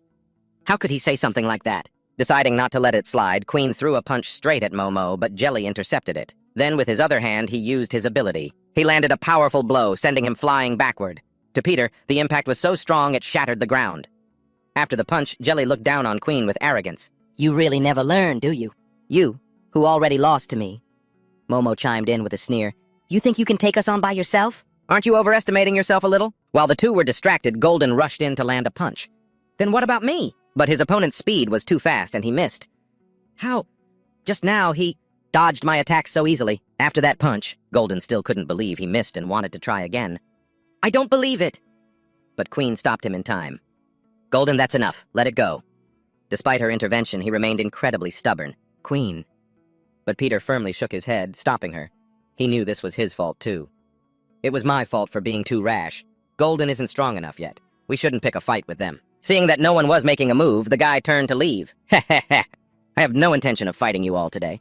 Just consider this a friendly warning from me. In this school, there are some people that not even the military dares to touch. You all should watch out for yourselves. Otherwise, you'll get dragged into something before you know it, and you won't even know why you died. These words were so arrogant, it made the three of them furious, but they were speechless. Afterward, the three of them went to the cafeteria together. As he ate, Peter recalled what had just happened. I really can't accept it. Was that guy serious? You mean, no one manages anything that happens at this military school? After this, I'm afraid that's exactly right. The reason the school doesn't take any measures is because it benefits them. In an environment like this, if the weak want to seek power and get stronger, the only way is to join the military. That way they can get more resources. And also be protected by the military. Of course, they'll have to go to the battlefield when needed. Yes. Afterward, Queen, worried about Gordon, earnestly advised him, Gordon, I'm sorry, but from now on, it's better if you keep some distance from us. He couldn't accept this request. Why? Are you guys just going to give up like that? Why should we listen to them? Although he knew Gordon didn't want to, he also felt truly powerless about the situation. Gordon, I know you really want to help us, but you probably don't understand. There are many things we simply don't have the strength to face. But when we break the rules they've set, they might not be able to do anything to you, but Peter and I will become thorns in their side. He was still very stubborn, not wanting to distance himself from the two of them, and offered a guarantee. I can protect you, just... But in the end, Queen could only refuse. The only way we'll be safe is if you stay away from us. Peter was also worried about their conversation, but he still agreed with Queen's words. Gordon, I'm sorry. Queen is right, but you're telling me to leave. Being pushed away against his will was something Gordon couldn't accept. No buts. Fine. Whatever you want. I'll stay away from you, starting right now. His retreating figure looked truly lonely, which pained Peter as well. He looks really sad, Queen. Maybe we should have explained it to him more clearly. Though she knew he was hurting, she could only sigh in comfort. It's okay. Maybe this is for the best. Veli, standing in a corner and seeing everything, smiled with satisfaction. Meanwhile, Gordon left the cafeteria alone, frustrated with those two ungrateful people. Look at that. Couldn't do a thing. What a waste of effort. Suddenly, his other personality emerged and retorted, Shut up, you have no idea what I want. And so the first personality turned away helplessly. So what if I know what I want? Didn't it still end up like this? No one will ever understand. But the second personality didn't care about others' opinions. I don't care what other people think. I will absolutely not let them get what they want so easily. Later, as the sky was turning to dusk, Queen, now separated from Gordon, was being bullied by Jelly. Peter, standing by, could only call out uselessly, Queen! After the bullying was over, Jelly spoke coldly. He stole the points the two of them had saved up for a month's worth of food. Such futile resistance. Low ranks are low ranks. It's no surprise you have so few points. Behave yourselves from now on. Don't waste each other's time. Having their points stolen and being spoken to like that made both Queen and the system furious. Queen didn't understand. I've gained abilities, but I'm still getting bullied like this. In the end, is it still the same? Then how is this any different from before? But the weak Peter couldn't fight back either, so he could only endure it. Well, there's still a little money in the account. We can just deposit a few points at a time. It's a bit annoying, but even if we get robbed, we won't lose that much. Queen understood what he was saying, but still couldn't accept it. That may be true, Becca. But these kinds of days, when will they ever end? The system seemed very angry about the recent bullying, so it issued a new mission which confused him. A new mission? System is currently extremely displeased. Issuing the following mission content. Defeat Jellybread. Subquest. Mission reward, plus 80 experience. Completion, 0%. Suddenly receiving this mission made Queen feel a bit helpless. I have to defeat Jelly? There's no way I can do that right now. He just beat me to a pulp. The system, seeing that he didn't seem very enthusiastic, offered another reward to entice him. High-level power disparity detected. Completing the mission will grant an additional reward. After the mission announcement was complete, the system immediately issued a warning. Your body is in direct sunlight. Status attributes reduced by 50%. Your hunger has increased. He looked at his stats on the bar. My stats are dropping.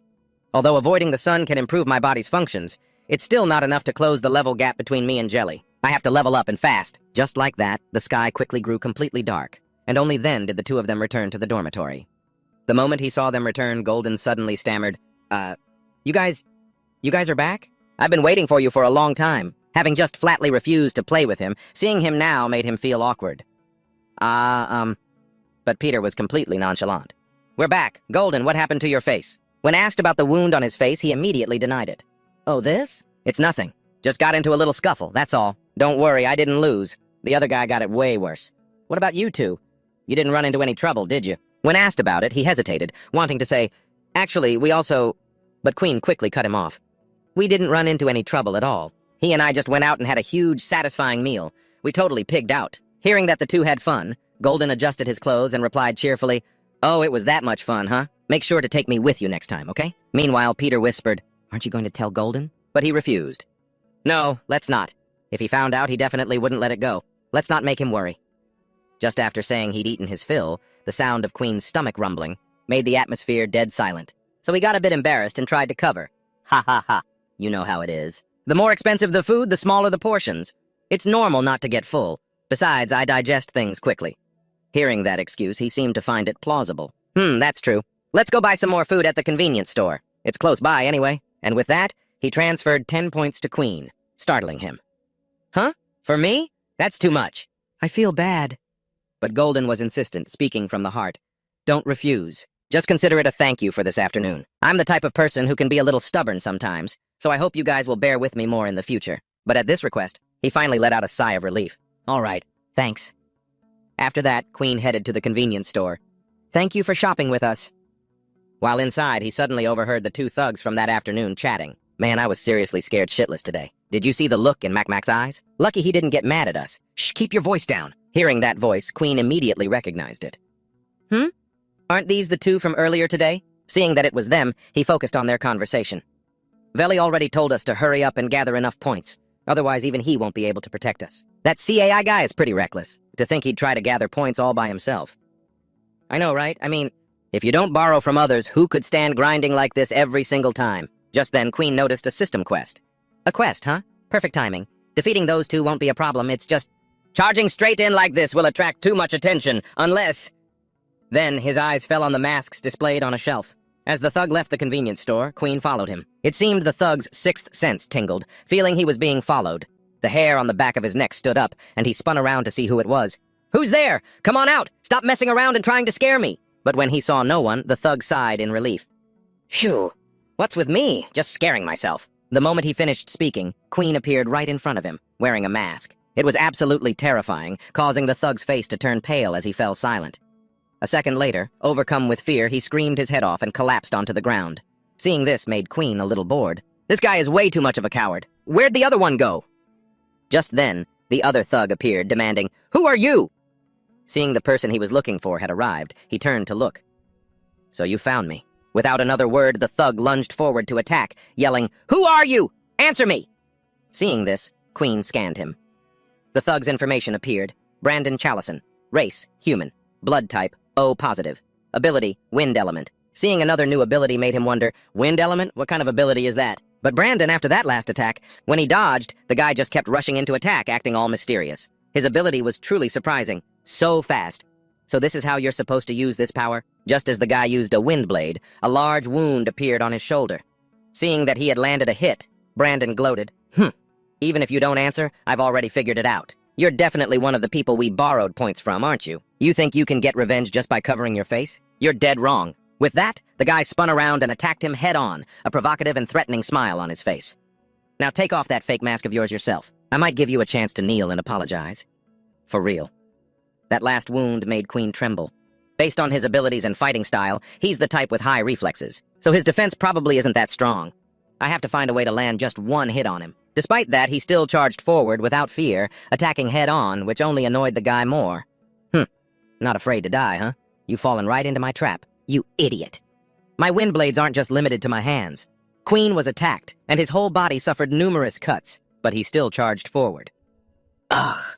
Though he was bleeding profusely, Queen still threw a punch. He punched the guy hard, then quickly grabbed him and slashed across Brandon's eye, causing him to panic. Shit! My eye! I'll smash your ugly face, you lowly bastard! While the guy was off guard, covering his eye with his hand, Queen took the opportunity to kick him hard in the groin. You fell for it, too. His nuts getting crushed made the guy scream in agony. After taking down Brandon, the system immediately sent a notification. Congratulations on completing the system mission. Defeat any opponent. Side quest. Mission reward. Experience plus 50. Current completion, 100%. After the fight, he took off his mask and complained in frustration at the system. This damn system is so stingy. I've defeated 2 people and you're not even giving me a little something extra. At the same time, another system notification appeared. Current level experience has reached its limit. Do you wish to level up? Faced with this question, he confirmed. Upon confirmation, the system suddenly bit down hard on his neck. Instantly, the light in Queen's eyes vanished, and then his entire body quickly levitated into the air. After that level up, the power within him grew stronger. Just then, Layla also arrived at the convenience store to buy something. Thank you for coming. As she was walking down the street, she suddenly became alert. But she didn't see anyone behind her. Meanwhile, the system sent a new notification. Congratulations on completing your level up. You have received a new skill, Blood Blade. Congratulations on evolving into a demi-human. Experience, 20 out of 50. HP, 10 to 15. His race had suddenly changed just like that, leaving Queen bewildered. A demi-human? Is this what they call evolution? The HP limit has increased, but the experience needed for the next level up has also increased. Then, information about the Blood Blade skill appeared. The body shoots a blood-colored blade from the hand. Attack range, 5 meters. Using this skill consumes the user's own blood. Each use deducts 1 HP. But seeing that he had a new skill, he felt a sense of relief. A new skill isn't bad. At least it looks like an attack skill. But along with it came a dizzying and uncomfortable feeling in his body. I'm hungry again. The system, now also at the peak of its hunger, issued a warning. Your hunger and thirst have skyrocketed. You cannot suppress the craving for fresh blood until you have been replenished. Your HP will continue to decrease gradually. Life value reduced to 9 out of 15 due to the hunger. Queen's vision began to blur and he was overcome with a craving. Before him, Brandon had collapsed. Hungry. I'm so hungry. I need fresh blood. Blood. And so, he helped the guy up, deciding that just a little taste would be fine. At that very moment, Layla peeked out from behind a bush, observing them. Him and him. To her, the scene looked exactly like something out of a boy's love story, which was a real eye-opener for Layla. She wondered, what are they doing? Just as he was about to drink the blood, Queen managed to regain his senses in time and stopped. No, what the hell am I doing? I actually wanted to drink human blood. Fearing he would do something terrible to Brandon, he quickly backed away and fled the scene in a hurry, terrified of his own spontaneous actions. That action just now was completely out of my control. It was just like the instinct of a vampire. I might kill him. No, I have to get out of here now. Layla, seeing him run away, was confused, not understanding what was happening. It doesn't look like they were kissing. What on earth is wrong with him? This is too weird. Though she didn't know what was going on, she still ran after him. Whatever, I'll just follow him and see. Later, Queen arrived at a secluded place, consumed by a thirst for blood. I need blood. His current life value had dropped to 8 out of 10. If this keeps up, I'll be the one to die first. Because of that bloodthirst, he licked the blood on his own hand to satisfy the craving. Afterward, Queen staggered towards the nurse's office. Layla, who had been following him, wondered why he was going to the nurse's office alone at night like this. So she thought, is he hurt? Does he need treatment? She peeked through the doorway, watching Queen's actions with growing confusion. What is he looking for? He, on the other hand, didn't notice her and was frantically rummaging for something. Nothing. Nothing. There's nothing. His condition had become critical, causing his whole body to sway. This is bad. I can't hold on any longer. Seeing him collapse like that, Layla rushed over to catch him out of concern. Be careful. Then she asked with concern, what's wrong? Are you sick? She couldn't understand why he was so hot and panting like this. What's going on? His body is so hot, it's like he's on fire. as his consciousness slowly faded away. And just like that, he couldn't control his bloodlust any longer. He apologized first, then bit down hard on Layla's neck to drink her blood, causing her whole body to tremble uncontrollably as she tried to stop him. "Wait, what are you doing?" Despite her struggles, he wouldn't let go. Savoring the taste of blood for the first time, Queen couldn't hold back. He marveled to himself, I never knew blood could be this sweet. When he came back to his senses, he saw that Layla had lost consciousness from the blood loss. The horrifying situation made him panic and scramble backward. "It's her. I drank her blood." Seeing that he had drunk blood and sated his thirst, the system announced, "Your hunger has been reduced. Life force recovering." Seeing Layla lying on the ground made Queen suspicious. Could she be dead? Worried that something had happened to her because of him, he shook her. "Hey, are you okay? Can you hear me?" Realizing she could still respond made him feel much better. "That's great. It looks like it's not life-threatening." After placing Layla on the bed, he quickly went to find a doctor. "You just lie still here. I'm going to find a doctor right now." The moment he left the infirmary, Queen rushed off. "Doctor, doctor, someone's fainted in here!" Some time passed, and Layla finally opened her eyes. The first person she saw was Dr. Haley. "Oh, you're awake. It looks like nothing is seriously wrong. You're just a little anemic. All right, I'll prescribe you some tonics. Remember to take them on time. If you feel unwell, come and find me immediately." Upon receiving these instructions, she felt a little uneasy. "Thank you. Did I faint?" Haley confirmed with certainty. "Yes, you did. It's a good thing your young boyfriend was here. He was worried sick just a moment ago. He barged straight into the teacher's dorm to find me. It was totally frantic." Hearing that she suddenly had a boyfriend left Layla confused. Young boyfriend? Noticing Layla's bewildered expression, Haley was also confused. That male student with the slightly wavy hair, isn't he your boyfriend? I mean, seeing how worried he was, I just assumed he had to be. As soon as she heard that, she frantically denied it. "No, that's not it. He's just a classmate." "Where is he now?" Hearing Queen's name mentioned, Haley recalled. "Oh, him? I told him it was nothing serious, so I had him go on ahead." Hearing that he wasn't there, she subconsciously touched her neck, her cheeks blushing red. "Nothing serious? That's strange. I remember him biting me, and besides, could it be that he's a—" From these deductions, she came to one conclusion. Queen is definitely a vampire. Back on Queen's side of things. After drinking blood, my feeling of hunger disappeared. At the same time, I received an attribute increase. Because of what he had just done, he found it hard to fall asleep, his mind wandering endlessly. Golden, sleeping on the bottom bunk, was having a nightmare and shouting, I'm sorry, it wasn't me." Seeing that he wasn't asleep, the system, though sleepy enough to yawn, was still in the mood to announce, "Congratulations. You have completed the act of drinking human blood. Experience plus 50. Bonus reward received. Strength plus 1. Agility plus 1. Seeing the effects of drinking blood was truly something Queen could have hardly imagined. Although increasing my physical strength is a good thing, the problem is how to secure a stable blood source in the future. Just thinking about the taste of Layla's blood made him crave it. To be honest, I've never drunk anything so delicious. Is it only her blood that's this delicious? Or is everyone's blood like this? And how am I supposed to explain this to her? If she tells the teacher, that can't happen. I have to deny it even if it kills me. Or maybe I could negotiate with her. Pay her to become my stable blood source. Just as he had that slightly deviant thought, he snapped back to reality. I'm starting to think nonsense again. Buying blood with money is just too bizarre. Besides, it's not like I have any money to pay someone anyway. It wasn't a good time to think anymore, so he turned over to sleep. Tomorrow I'll go to the hospital and try my luck again. Time to sleep. Soon enough, it was the next morning. Mr. Den's theory class had just ended.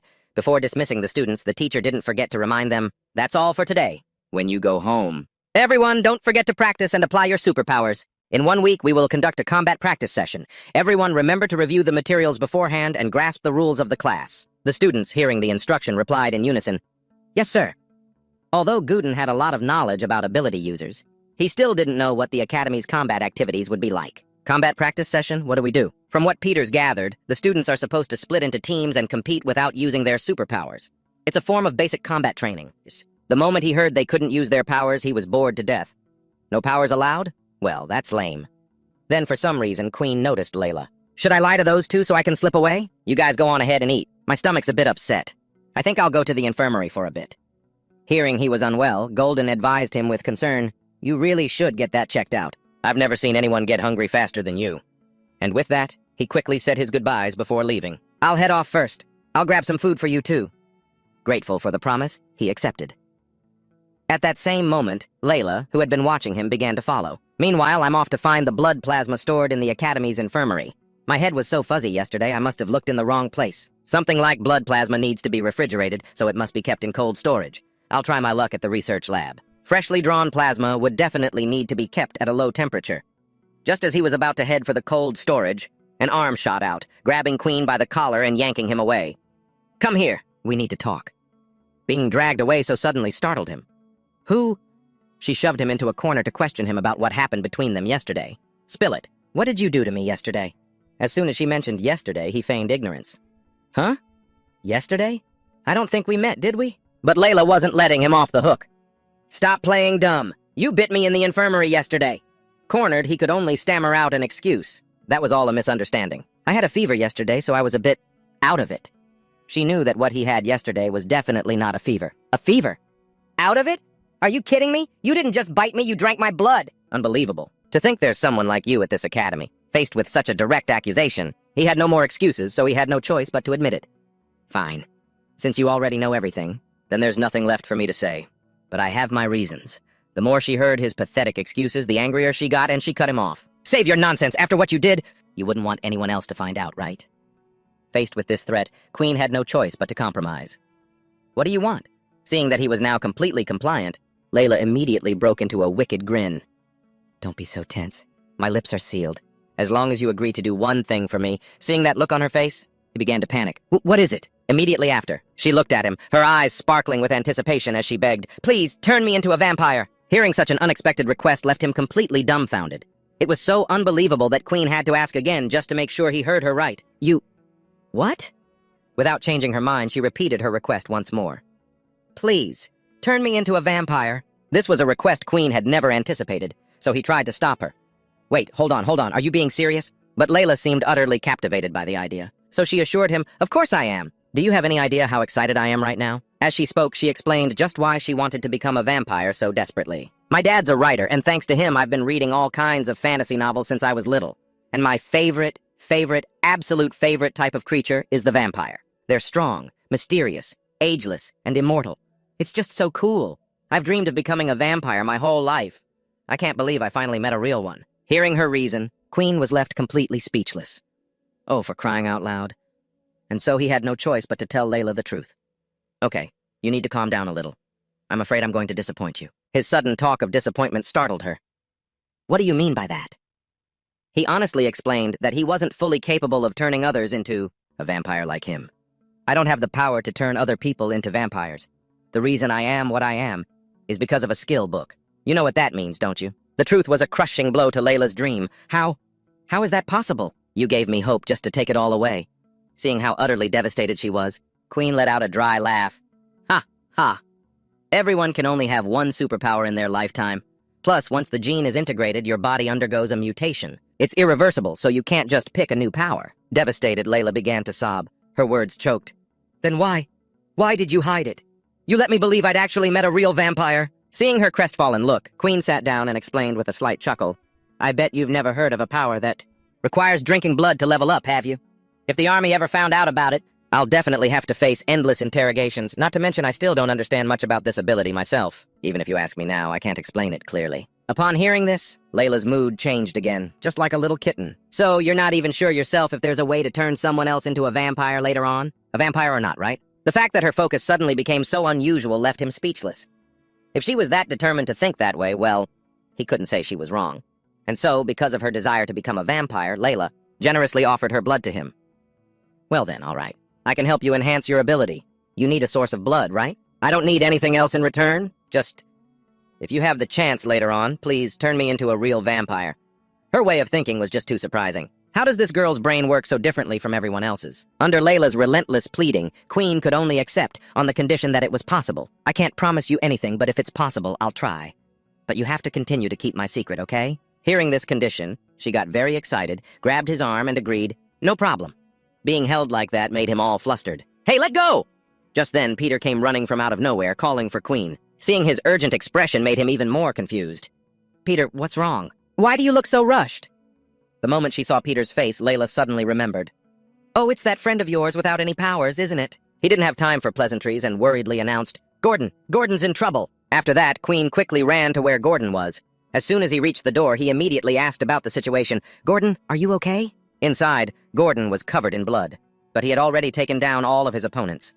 Seeing the blood of the other students splattered on the ground, the bloodlust inside Queen instantly awakened. But thankfully, Peter's shout quickly suppressed that bloodlust. "Gordon, did you beat them all by yourself?" Gordon saw the two of them arrive, but just stared without saying a word, then quickly walked past them and left. Ignoring Queen's questions, "Gordon, did those guys come after you because of me and Peter?" It seemed he didn't want to get them involved, so he quickly created distance. "Don't come near me. Everyone will be fine." The amount of blood on Gordon made Layla worriedly insist. "Oh my God, you're bleeding so much! You need to get to the infirmary right away!" Suddenly, he stopped short, then shot her a glare, which left Layla and Queen a bit confused. After glaring, he left again. Worried, Peter hurried after him. "Gordon, where are you going?" But he was met with Gordon's cold request. "Please, stop bothering me." After that, no one followed Gordon, and they all left together. "The last time I met him, he was fine. He seems so strange now. Why did he change so suddenly? What happened before this?" But it seemed Peter didn't know what was going on either. "I don't know either. At first, Gordon even said he'd practice combat training with me. But halfway through, some upperclassmen took him away. So I went to find you right away. Who would have thought that when I came back, he'd end up like this?" Hearing this, Queen thought for a moment.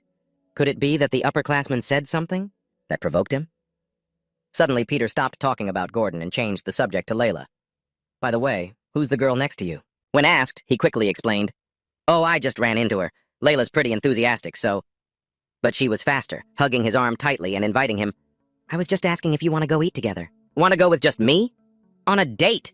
A date?" Hearing the word date, Peter tactfully decided to leave so as not to bother them. No, it's fine. I'll go look for Gordon again. Enjoy your meal. I get it." Knowing he had misunderstood, Queen quickly tried to stop him. "Hey, why are you being so sudden?"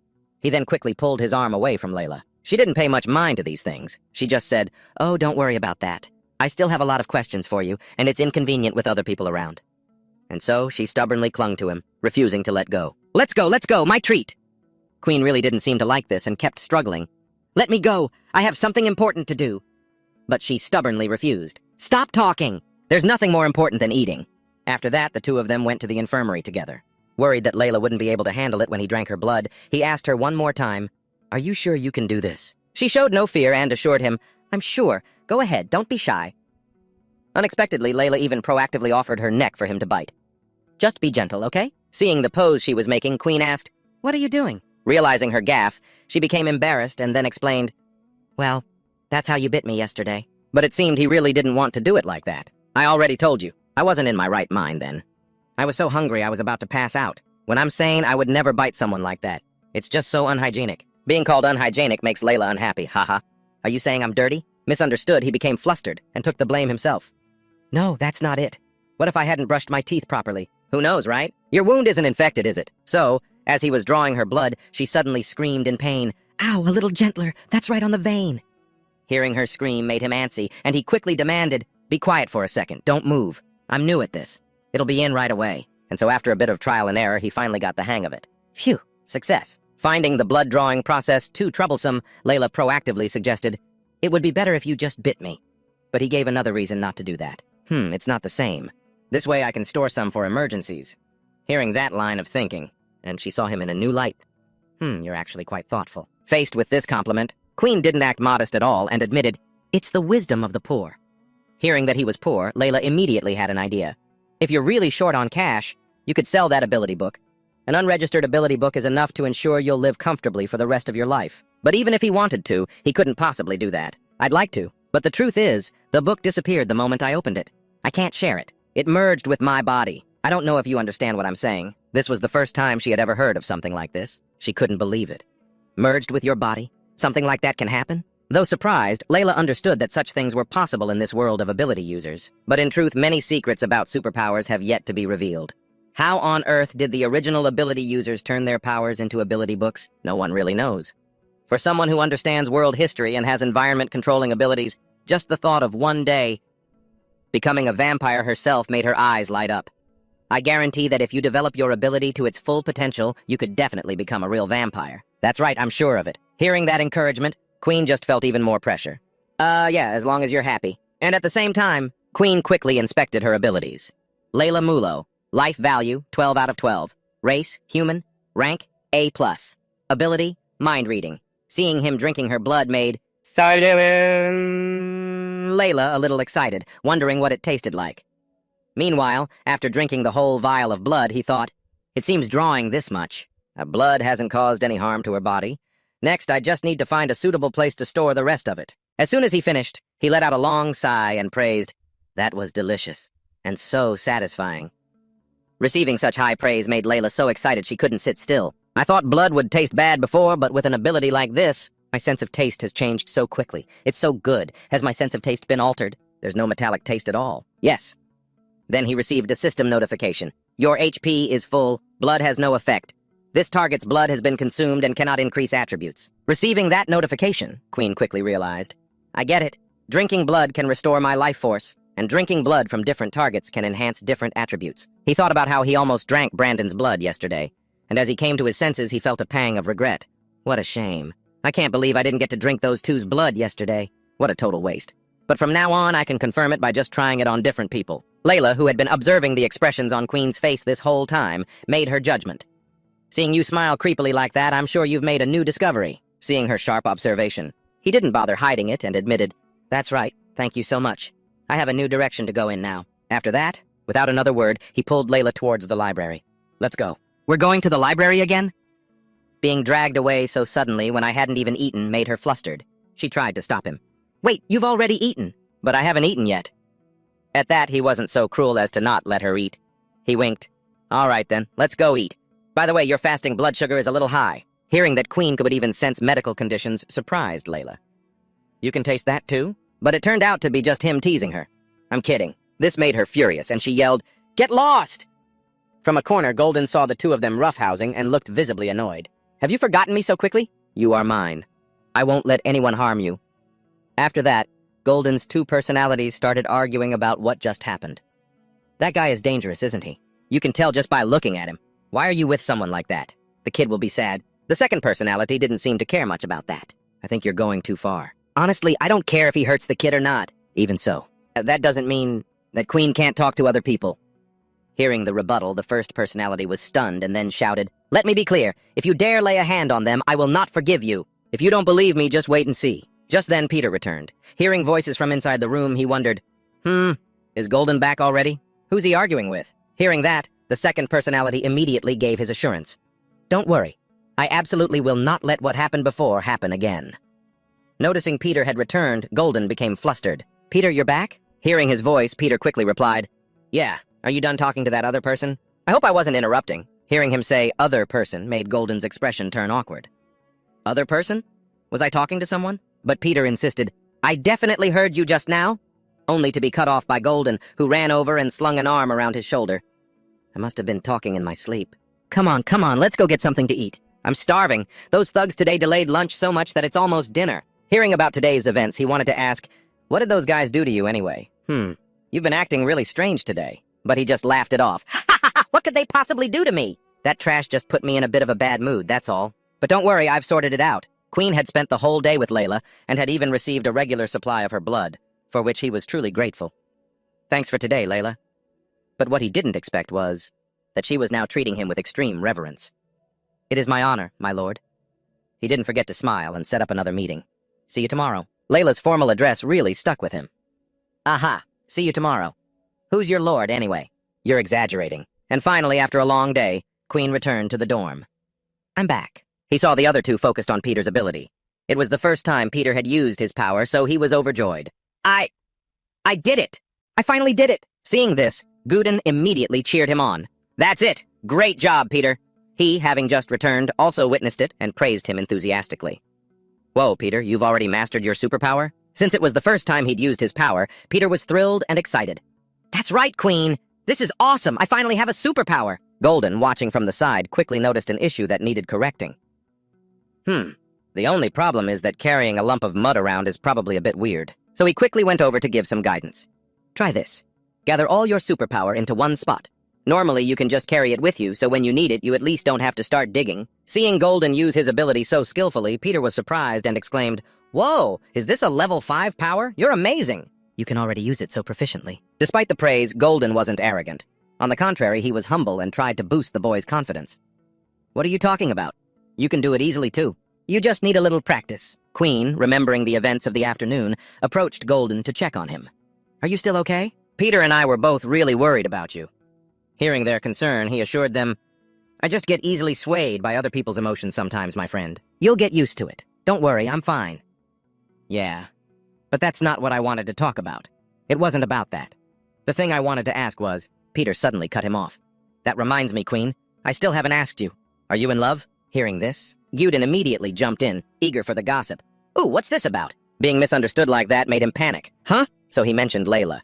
It's that girl from this afternoon. She seemed really close with you. Hearing that his friend might have a girlfriend, Guden feigned jealousy.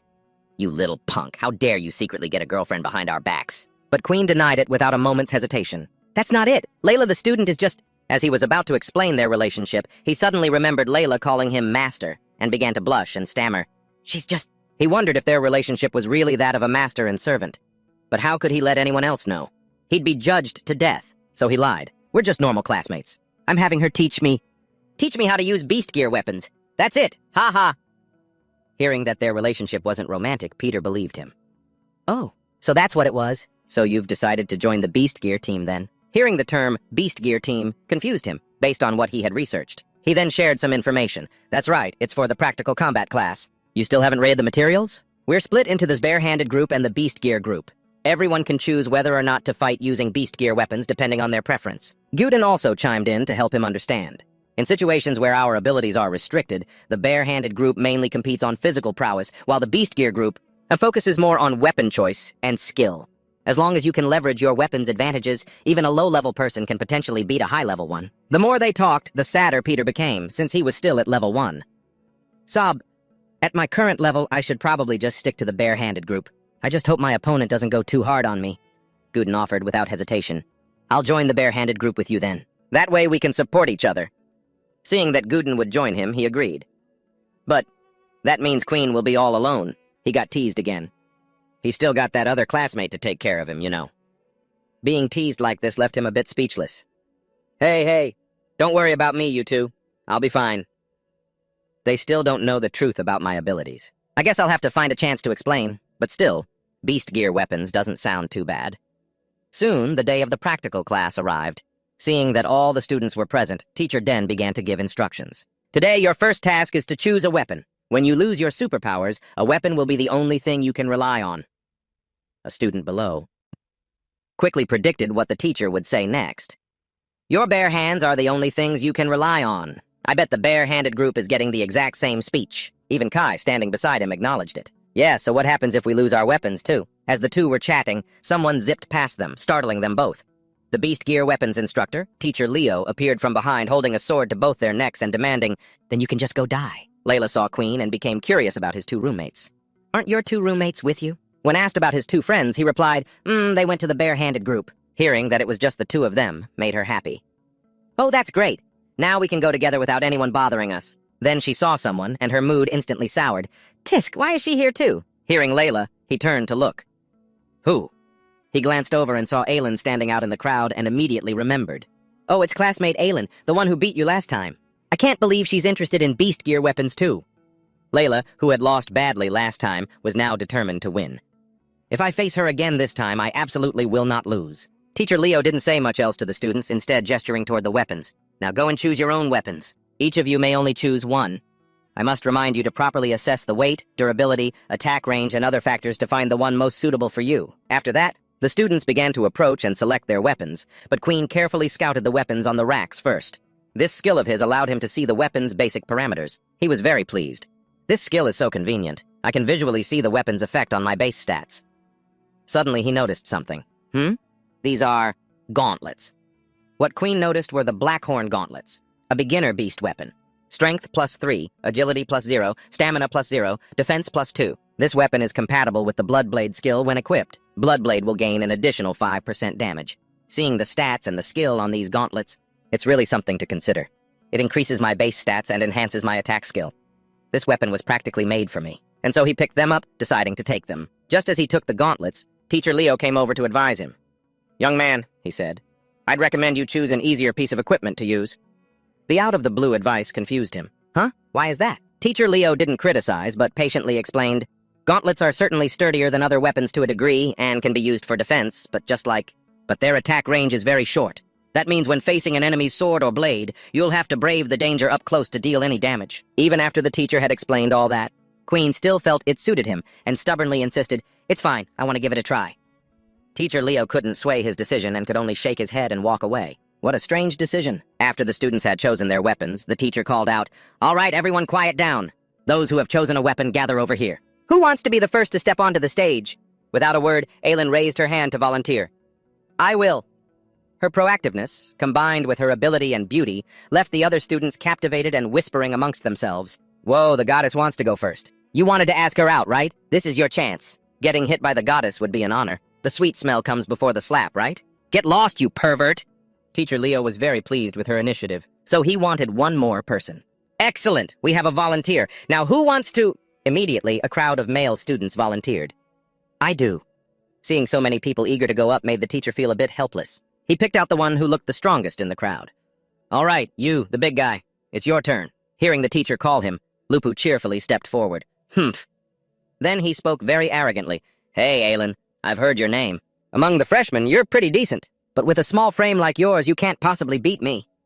Faced with such disdain, Aylin didn't say much, wanting to prove herself with her ability. The guy saw she was ready and charged forward with a crazed look on his face. As Lupu swung down, Aylin quickly parried with her sword. Then, with incredible speed, she appeared right behind him, brought her sword to his neck, and the match was decided.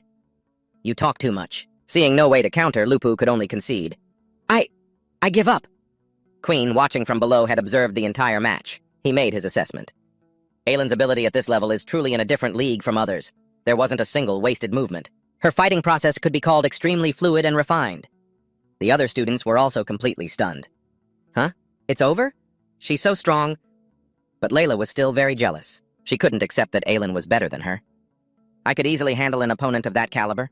Why is she showing off?" After watching the match, Teacher Leo spoke loudly. "All right, not a bad performance. Next, I'd like everyone to check their wristbands. It will automatically pair you with an opponent of a similar skill level. Once you've found your opponent, you may begin sparring freely. I will be watching from the side.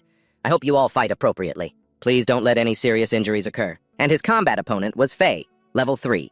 He never expected to be paired with a level 3 opponent, which startled him. A level 3 ability user. I can now fight someone at this level. Meanwhile, Faye saw that he had to fight a level 1 and was incredibly annoyed. "Ha ha ha, a level 1 ability user?" It seemed his friends couldn't believe it either. "Are you kidding, Faye? Later. You'll only be playing with people who have no abilities." Ha ha ha ha! Being mocked like that made him even more irritated. "Go play somewhere else. This is so annoying. The matchmaking system must be broken." But as Faye left to find his opponent, his two friends continued to jeer. "I'm not so sure. Look here. Lupu and I both got paired with level 3 opponents." "Yeah, that's right. You should really think about that." Hearing this, Faye walked away. "I'm sick of this. I can't be bothered with you guys." His friends seemed to be looking forward to it. "We have to watch your brilliant performance before we go fight our own matches. You'll finish up quickly, right?" Then, Face pushed through the crowd, heading to the front. "Out of the way, trash! Move it! Let me finish this quickly!" As soon as he saw Queen, he knew that was his opponent. "So it's you! Come on, let's get started. Stop hesitating. I can't believe I'm being provoked like this." I'm a little speechless. He's being completely ignored, huh? Then the other students started looking toward the commotion over here. "Look over there. That's the guy with no superpower. He's here for combat practice too? Good thing I wasn't paired with him. You might actually hurt him, haha." Layla, seeing that Face was a higher level, was a bit worried. His opponent seems to be a level 3. "Are you going to be okay?" But he just brushed her off nonchalantly. "It's not a problem." The other students, seeing that his weapons were a pair of gauntlets, began whispering again. What kind of weapon did he pick? They look kinda cool.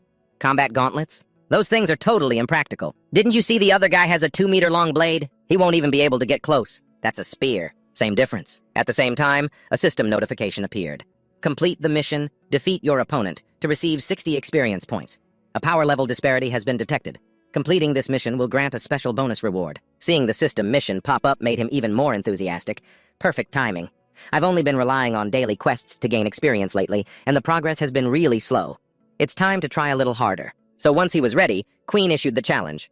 "All right then, let's begin." Seeing Queen's expression, Face was completely dismissive. "Tch, how pretentious." The moment the words left his mouth, he lunged with his spear, but Queen dodged it in time. His speed was surprisingly fast. This only made Faye more excited. "Oh, you're pretty quick. This weapon's greatest strength isn't the thrust, it's the slash." With that, he swung the spear horizontally to strike him with the long blade. In an instant, the blade pierced straight through. All the students on site were stunned. The most worried of all was Layla. "Queen!" But the bigger surprise was that, in that split second, Queen had caught the blade dead in its tracks with his gauntlet. Afterwards, he couldn't help but think to himself, these combat gauntlets have some seriously good defense. Faye was now unable to move his spear at all. He grew a little scared and demanded, Let go! To his surprise, Queen obediently released his grip. What was that you wanted? Then he bluntly tossed a ball of metal toward him. Here, you can have this back. The students who witnessed Queen's move were in total disbelief. Did that kid just stop Faye's attack? Am I seeing things? Did he just crush Faye's weapon to pieces with one hand? Meanwhile, Eileen was genuinely surprised, and Layla was overjoyed. The atmosphere suddenly became electric. Back in the arena after Queen had effortlessly dealt with him, and his weapon, he continued with a direct assault. A single kick sent him flying several hundred meters, slamming him right into the arena's frame. Oof! Ah! To be beaten so miserably. Faye was still trying to talk tough. Cough, cough. Not bad, kid. You've successfully managed to piss me off. But at that moment, Teacher Leo intervened. Stop the match! This is over! The winner is Quintaron! Hearing the result, Faye couldn't accept it. What? How can he be the winner? There was obviously something wrong with my weapon. In response to his protest, Teacher Leo confirmed, there is nothing wrong with the weapon. All of them passed standard inspection. He simply used his weapon better than you did. Two other students still couldn't believe it. No way, how could it break that easily? Yeah, he must have cheated. He had to have used some kind of trick for him to be so confident. The students' persistent doubts made the teacher furious, and he roared, Silence! No one cheats right under my nose! At his roar, the two could only comply in fear.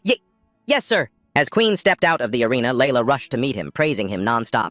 You did so well. I was worried about you for nothing. Receiving her praise, he remained humble.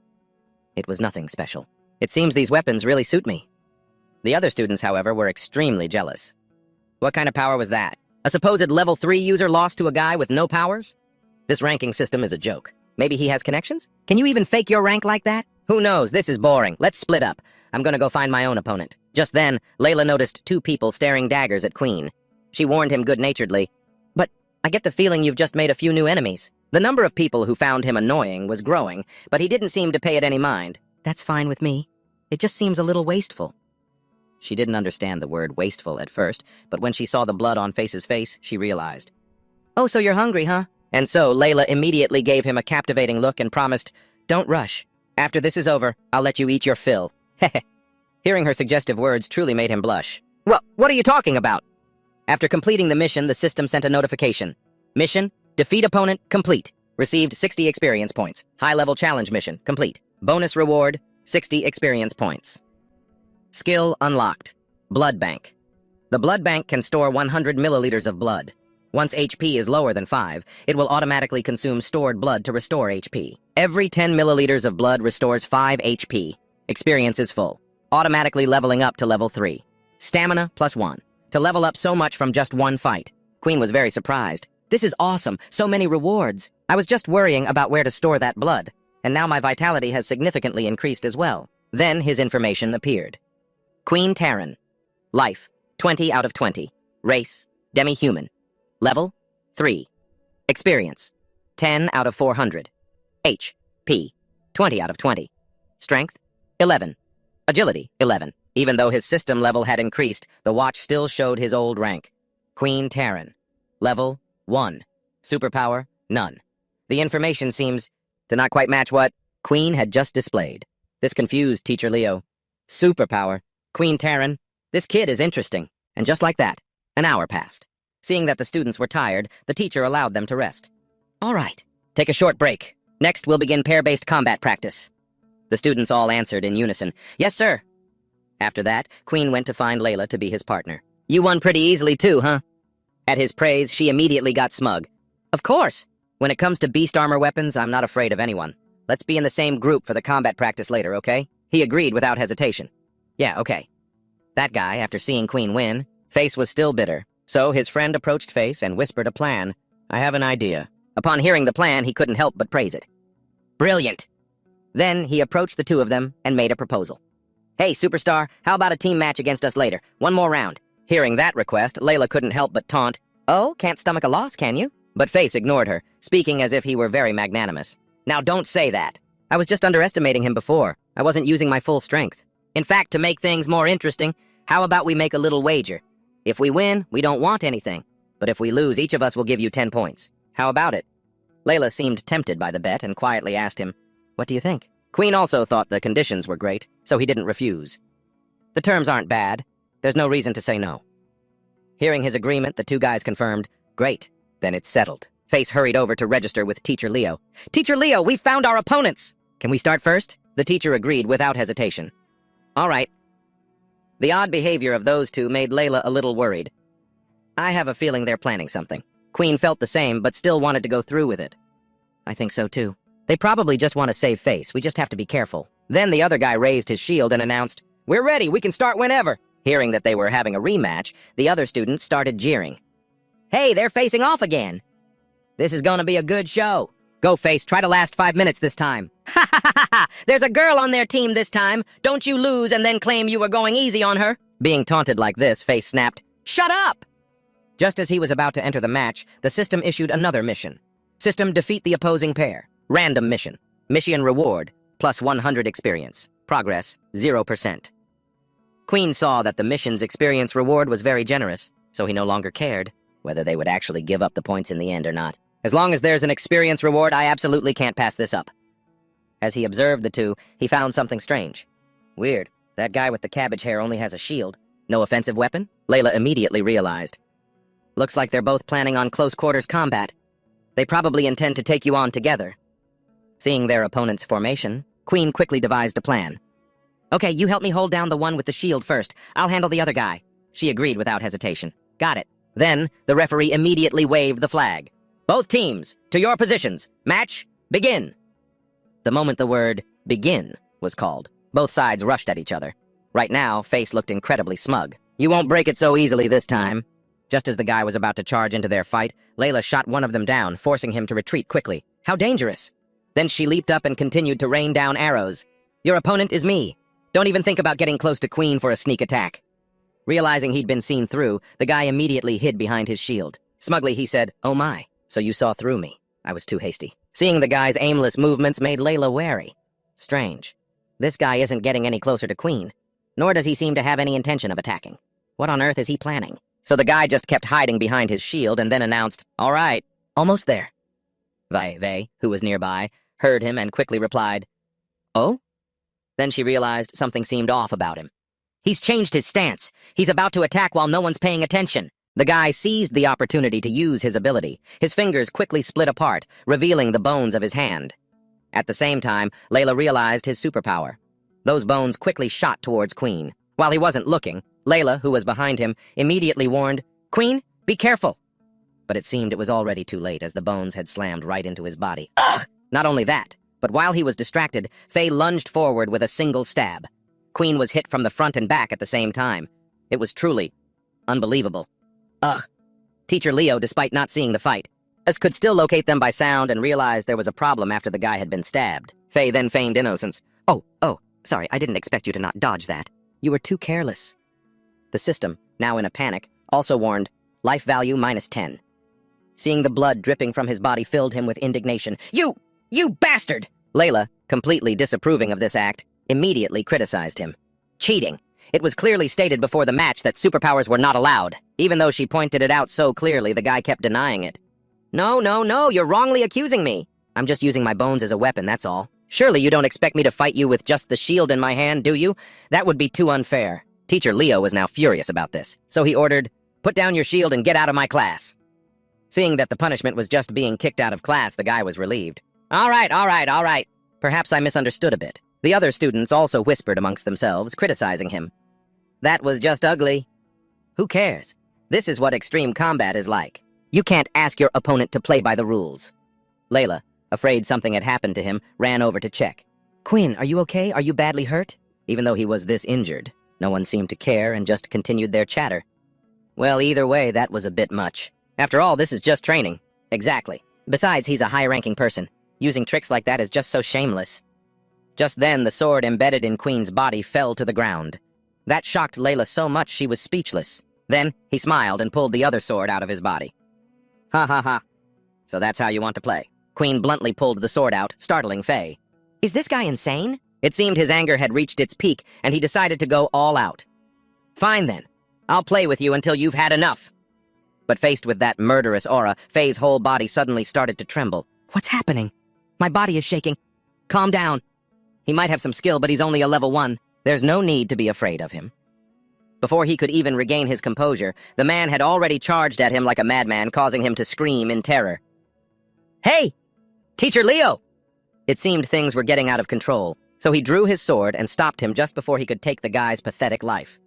After stopping him, the teacher spoke up, demanding, "That's enough! Stop now!" Faced with that demand, the murderous aura around him involuntarily vanished.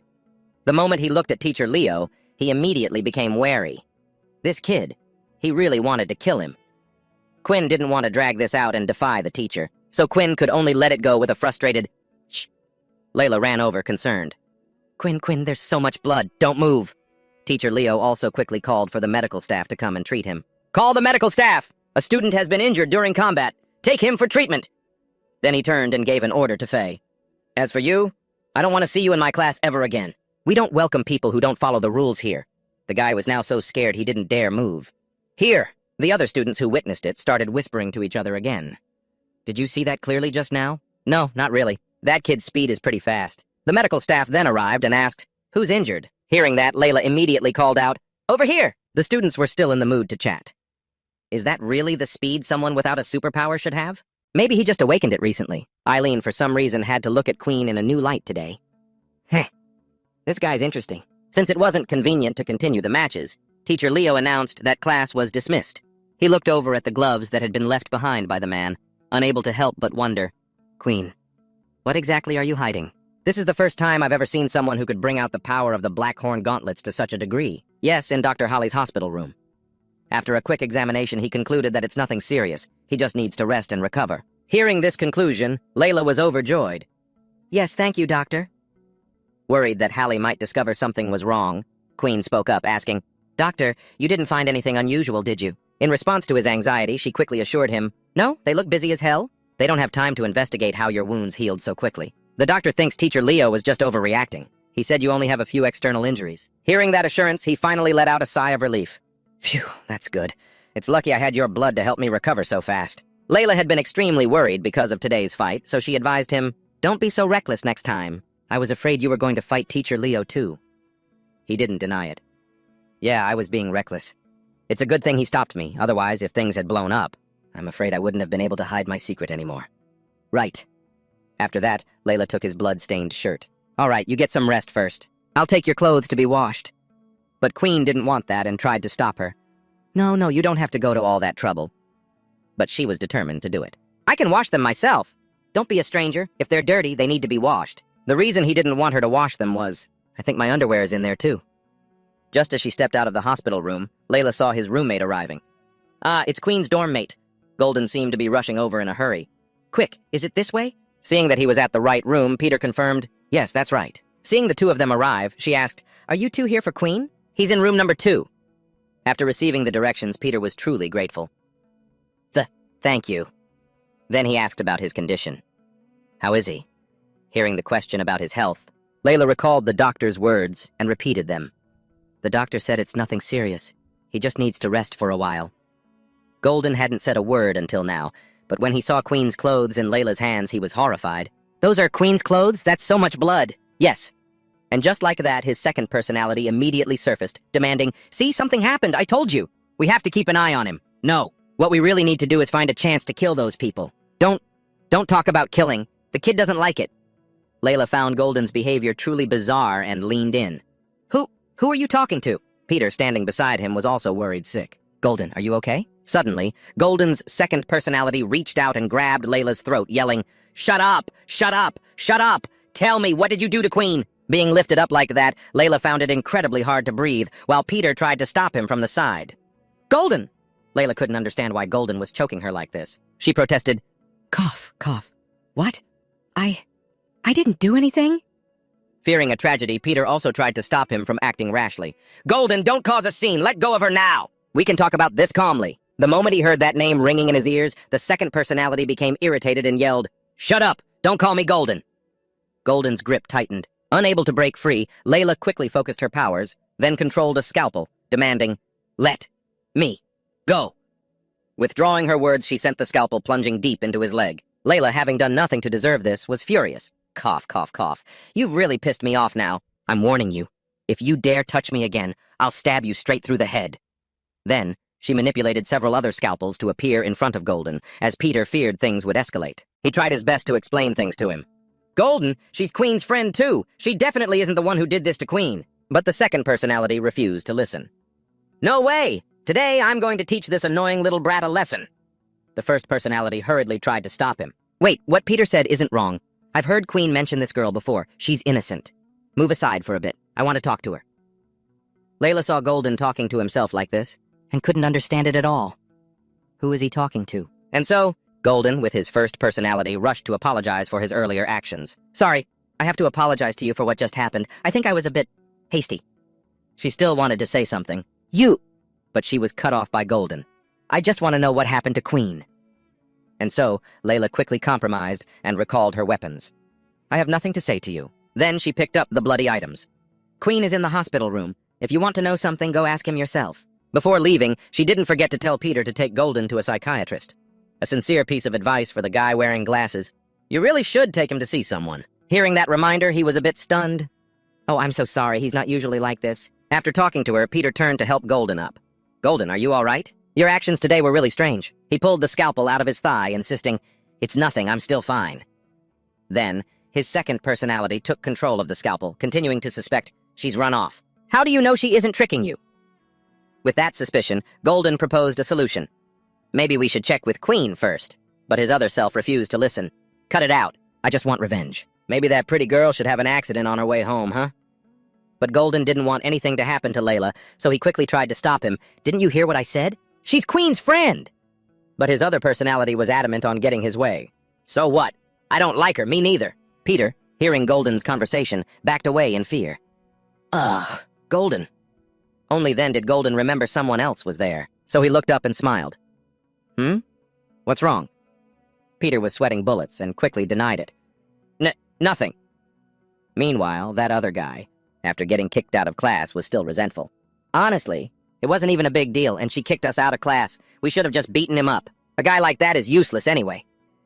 Faye wanted to say it would have been better if they'd won the fight, but now... Then he blamed the other guy for everything. "This was all your idea." Now we're completely humiliated. They were both in on it, but being blamed like that made the guy angry. He started picking a fight with Faye. "You don't seem too happy, huh? Do you want me to remind you of the gap between us?" Faced with this pressure, he immediately backed down. I didn't mean it like that." In the end, the other guy wasn't forgiving and warned him again. "You shouldn't complain to me." Even after bullying him to no end, the guy still wanted to cause trouble. "Tonight, let's find that kid. If we don't teach him a lesson, people will think we're easy targets." Faye, facing someone of a higher rank, could only agree. That evening, in the hospital room, after hearing everything, Peter couldn't believe it. That's too much. How could they do that? Golden, however, was furious and wanted to get revenge for Queen. "I'll go take care of them for you." But he stopped him. "Come on, the teacher already kicked them out of class." It probably won't happen again. Even though he knew that, he was still very worried. That's easy for you to say. Golden didn't hesitate to offer a solution. "From now on, let's still attend class together. If anything happens, we can help each other." But he didn't want to depend too much on Golden, so he refused. "It's okay, Golden. I told you. You can't protect us forever. In the end, we have to rely on ourselves. Besides, luckily this course is a good fit for me. It's helped me learn a lot of new things." And Peter also felt that what he said was right. "That's right. I also learned a lot in the hand-to-hand combat class." As he was talking, he suddenly noticed something. "Huh? Golden, what's wrong with your leg?" He saw a bandaged wound on Golden's leg, but Golden just turned away and laughed it off. "Oh, this? Ha ha ha, it's nothing. Just a few scrapes from training. Don't worry about it. I'm going to the restroom for a bit." He had just been sitting there in a daze. Once Golden left, Peter started whispering to Queen about what he had just witnessed. "Queen, actually, Golden has been a little strange lately. His moods change a lot, and he's often talking to himself." Hearing that the old condition was back, he was puzzled. This is happening again? He didn't hesitate to recount the recent conflict. "Yeah, a little while ago, he got angry because he was worried about your situation and got into a fight with Layla. That's how she hit him in the leg. Hearing that he'd picked a fight with Layla, he got a little worried." "Layla? No wonder. How is she?" And Peter, judging by her condition and expression earlier, surmised, "She's mostly fine, just a little frightened." Hearing that nothing serious happened, he breathed a sigh of relief. "Phew, it's good that she's okay. I'll pretend I don't know about this for now, to avoid provoking him further." Even so, Peter still wanted to know. "But I really don't understand why Golden suddenly became like that. Is it really a psychological illness? Faced with this speculation, he also pondered, I can't rule out that possibility. I'll find a chance to ask the doctor later. While the two were talking about Golden's condition, he suddenly appeared and asked Peter, It's getting late. Shouldn't we get going? Golden's sudden appearance left them both bewildered. Peter awkwardly asked Queen, I guess you can't go back to the dorm today, huh? He didn't hesitate to confirm. Yeah. I need to stay in the hospital for observation for 2 more days. And so, Golden left with Peter. Well, we'll be going first then. He was a little touched by the attention from his friends, thanking them for coming to visit. But Golden paid it no mind, let alone offered any thanks. We're brothers, after all. Yes, the two left immediately, chatting about dinner. What do you want to eat tonight? My treat. Hearing he was being treated, Peter got excited. Really? Then let's get some pork ribs. He agreed without a moment's hesitation. Deal. Thick-cut pork ribs are the best. Seeing the two of them leave, Faye finally breathed a sigh of relief. That scared the hell out of me. Good thing I didn't walk right in. I almost bumped into that big oaf. He's weaker than us, but still talks big. What's there to be afraid of? Even if we did run into him, the two of us together could have handled him. Then his expression darkened as he gave an order. In a bit, be smart. Lure that kid to a place with no cameras before you make your move. Faye agreed without hesitation. No problem. Just then, Queen also pushed the door open to leave. Seeing this, the guy quickly reported, He's coming out. Follow him. Faye quickly acknowledged the order. Got it. Later, amidst the noise and commotion between patients and doctors in the hospital, this dinner is so hard to eat. It's as bland as plain broth. This is a hospital. Did you think this was your house? You think you have a personal chef to cook for you every day? I already told you. I'm fine. You don't have to visit me every day. I'm your supervisor. You need to take your medicine on time. This is such a pain. He then walked off alone. Faye, who had been following, was confused. He's going upstairs. Then he quickly realized, this way leads to the rooftop. Seeing his target heading to the right place without any effort made him happy. Perfect timing. So Faye quickly gave a signal. I'll follow from behind. You circle around to the other side. Wait for my signal, and we'll surround him at the same time. The guy received the signal and gave a quick nod. But when Faye reached the rooftop and opened the door, he found the place completely empty and was confused. Where is he? Just then, Queen, who had appeared from a higher spot, looked down and asked, Are you looking for me? That feeling sent a shiver down his spine. He quickly looked up to see who it was, only to be met with an incredibly terrifying face lunging at him. After Faye had been gone for a while, the other guy still hadn't received any signal, so he went up to look for him. Tisk, that Faye, why hasn't he sent the signal yet? What on earth is he hesitating for? So useless. As he arrived at the rooftop door, he suddenly stopped. Then, his face quickly turned pale. Well, what is that thing? Queen, on the other hand, paid no mind and continued to feed on Faye's blood. Despite seeing the scene, the guy still charged forward. Get off of him! But he didn't seem scared at all and turned to look. The guy quickly fired a shot. With incredible speed, he dodged the attack and circled around behind him. The guy didn't even have time to react. He's too fast! When he struck, the guy had just barely managed to block it with his weapon, but the force was too great, making it hard for him to hold on. This strength is almost monstrous, but while pinning him, he used his other hand to condense his power. The guy was no slouch either.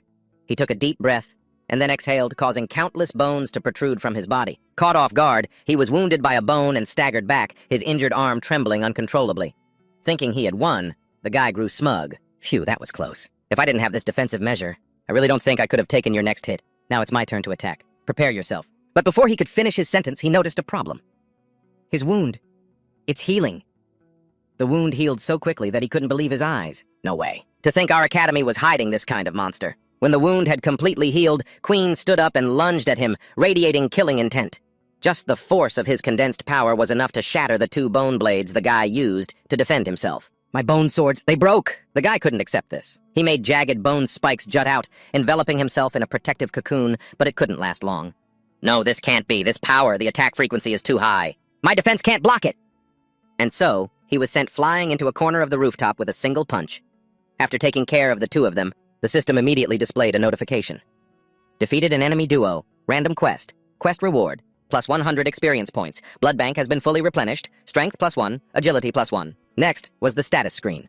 Currently level 3. Race. Human female. Name. Queen Terran. Experience. 120 out of 400. Health. 20 out of 20. Base attributes. Strength 12. Agility 12. Stamina. Seeing his experience points increase made Queen's eyes light up. Maybe I'll just drink a little more blood. Just then a nurse appeared, talking on her phone. Isn't Helen supposed to be on duty tonight? What are you doing here? Oh, she said her boyfriend rarely comes back from the front lines and she wanted to have a date with him, so she asked me to switch shifts. As soon as I heard that reason, The head nurse couldn't help but praise her. "You're so kind-hearted. Hurry up and clear all this stuff away." Just then, that nurse saw something wasn't right and panicked. "Hey, look over there!" She went over to check and found that they were still breathing. "Quick, call for help! Call the ER!" 2 students have been found on the rooftop, suspected of being attacked and are unconscious. Emergency doctors and security are needed immediately. Queen hid in a corner, observing and assessing the situation. "This is not good. If I go down the stairs now, I'll risk being discovered. But if I just stay hidden here, it'll be even more trouble when security shows up." He had no idea what to do. What am I going to do now? Suddenly, Layla appeared from nowhere behind him and whispered, "Hey, what are you doing hiding here?" The moment he heard a voice, Quinn spun around and clapped a hand over her mouth. Startled by being grabbed so suddenly, she struggled frantically. Then he realized it was Layla and quickly apologized. "Layla, what are you doing here?" "Sorry." Once he let go, she breathed a sigh of relief. "Huh. You nearly scared me to death. I saw you hiding over there, so I came looking for you." He was confused, not knowing where Layla meant by over there. "Over there? Don't tell me you flew here, that's incredible." At the compliment, her eyes instantly lit up. "That's right," she confirmed.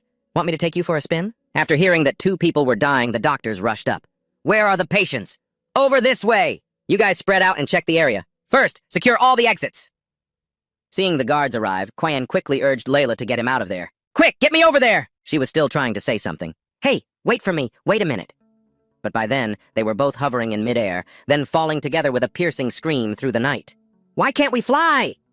"I told you to wait a second." After regaining her composure, she focused her power, and the 2 of them flew back to the hospital room.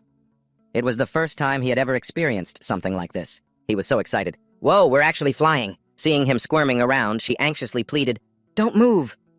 Finally, they both made it back to the hospital room. Using her power to carry another person was sheer torture for her. Phew!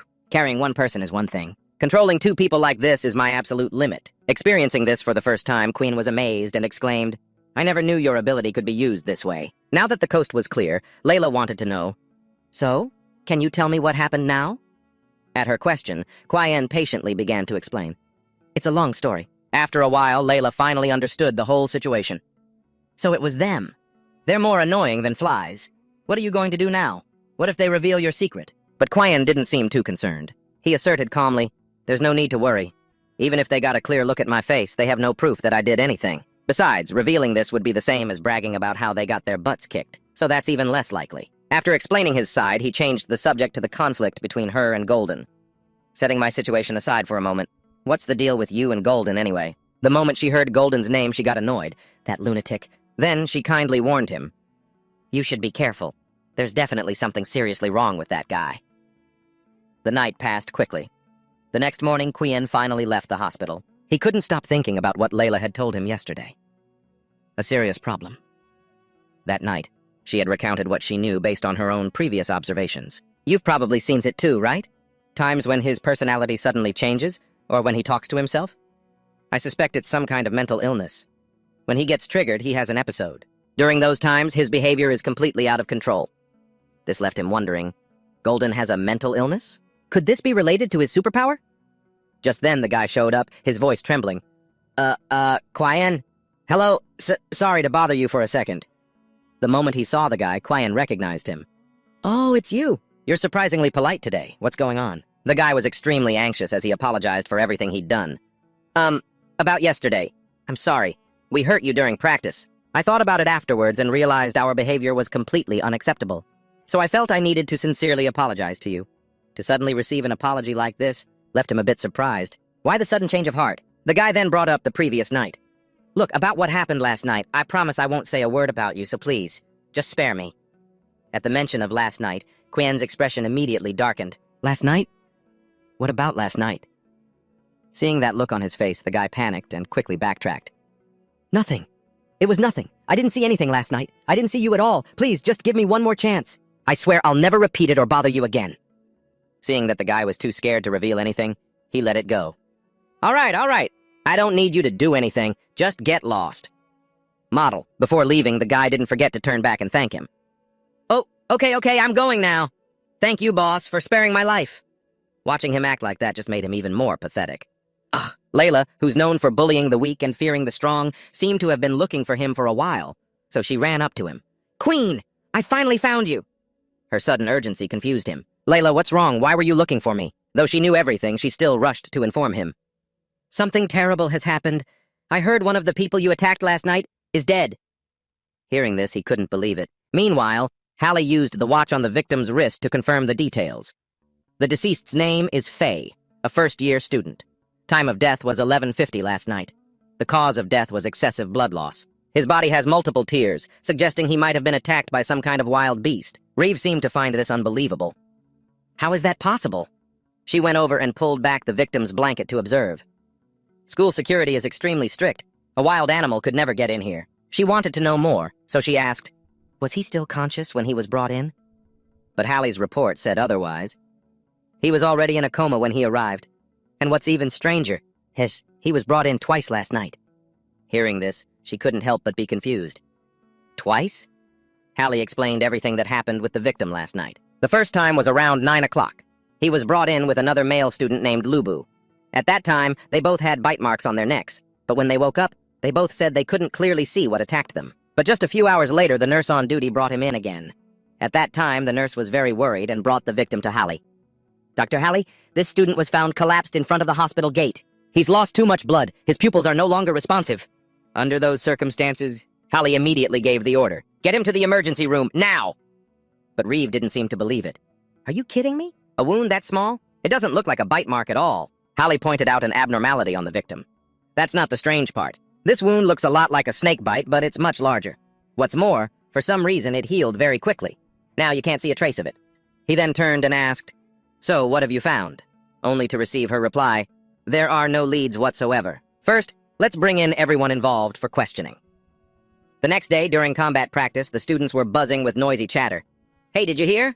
Yeah, I heard. But I don't think it's possible. Seriously, you can never tell with people like him. He's the scariest type. Suddenly being bad-mouthed like this annoyed Layla. All they know how to do is gossip behind people's backs. Queen, on the other hand, didn't seem to care much. He adjusted his gloves and advised her, don't pay any attention to them. Just let them think what they want. Even though she knew that, she still couldn't accept it. But just then, Mr. Leo walked over with 2 guards wanting to ask him something. Queen, the military has some business with you and would like to ask you a few questions. Please go with them. Afraid something might happen to him, Layla called out anxiously, Queen! He, in contrast, was very calm. Excuse me, but may I ask what this is about? Mr. Leo found it awkward to say much in front of so many students. So he assured him, someone will explain when you get there. Don't worry too much. It's just a few routine questions. Fine. And so he had no choice but to follow them. Yes, I understand. He silently wondered, could it be that that guy already told them about me? From behind, she tried to say something. Queen, if anything. But he paid her no mind and left. He didn't forget to wave, assuring her, don't worry, nothing's going to happen. I'll be back in a bit. Seeing that they had left, Mr. Leo raised his voice to address the class. All right, begin free practice. Everyone be careful. Let's not have any fatal injuries. The group of students replied in unison, yes, sir, and then began to whisper among themselves. See? He's definitely suspicious. The military even sent people for him. You really can't judge a book by its cover. I never would have thought someone who looks so weak could be so ruthless. He's the type to hold a grudge. That's murder. He's truly merciless. Inside the interrogation room, as soon as Queen arrived, a guard asked him to sit down, then gently reassured him, don't be nervous.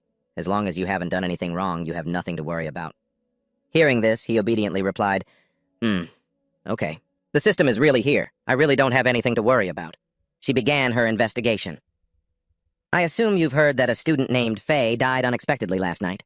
Although we don't think a student with no superpowers could be the culprit, because you two had a conflict during combat practice yesterday, we still had to bring you in for questioning. Now place your hand on mine.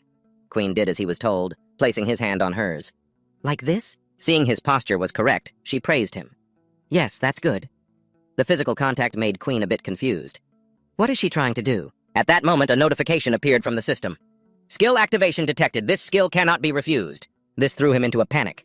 The system's defense is ineffective? Then, Queen's mind felt like it was being controlled, forcing him to tell the truth. She spoke up and asked the question. Now answer me. Was it you who killed Faye last night? Hearing that question, even though he was being controlled, he immediately denied it. It wasn't me. She observed him for a moment, then made her conclusion. All right, he's telling the truth. The interrogation is over. Only then did he snap back to his senses, his face grim as he watched her leave, worrying, did she find out just now? Her superpower can actually neutralize the system's defenses. Reeve stated her conclusion without any more words. Queen Taryn, you are innocent. You may return. All that for an interrogation? Queen couldn't believe it.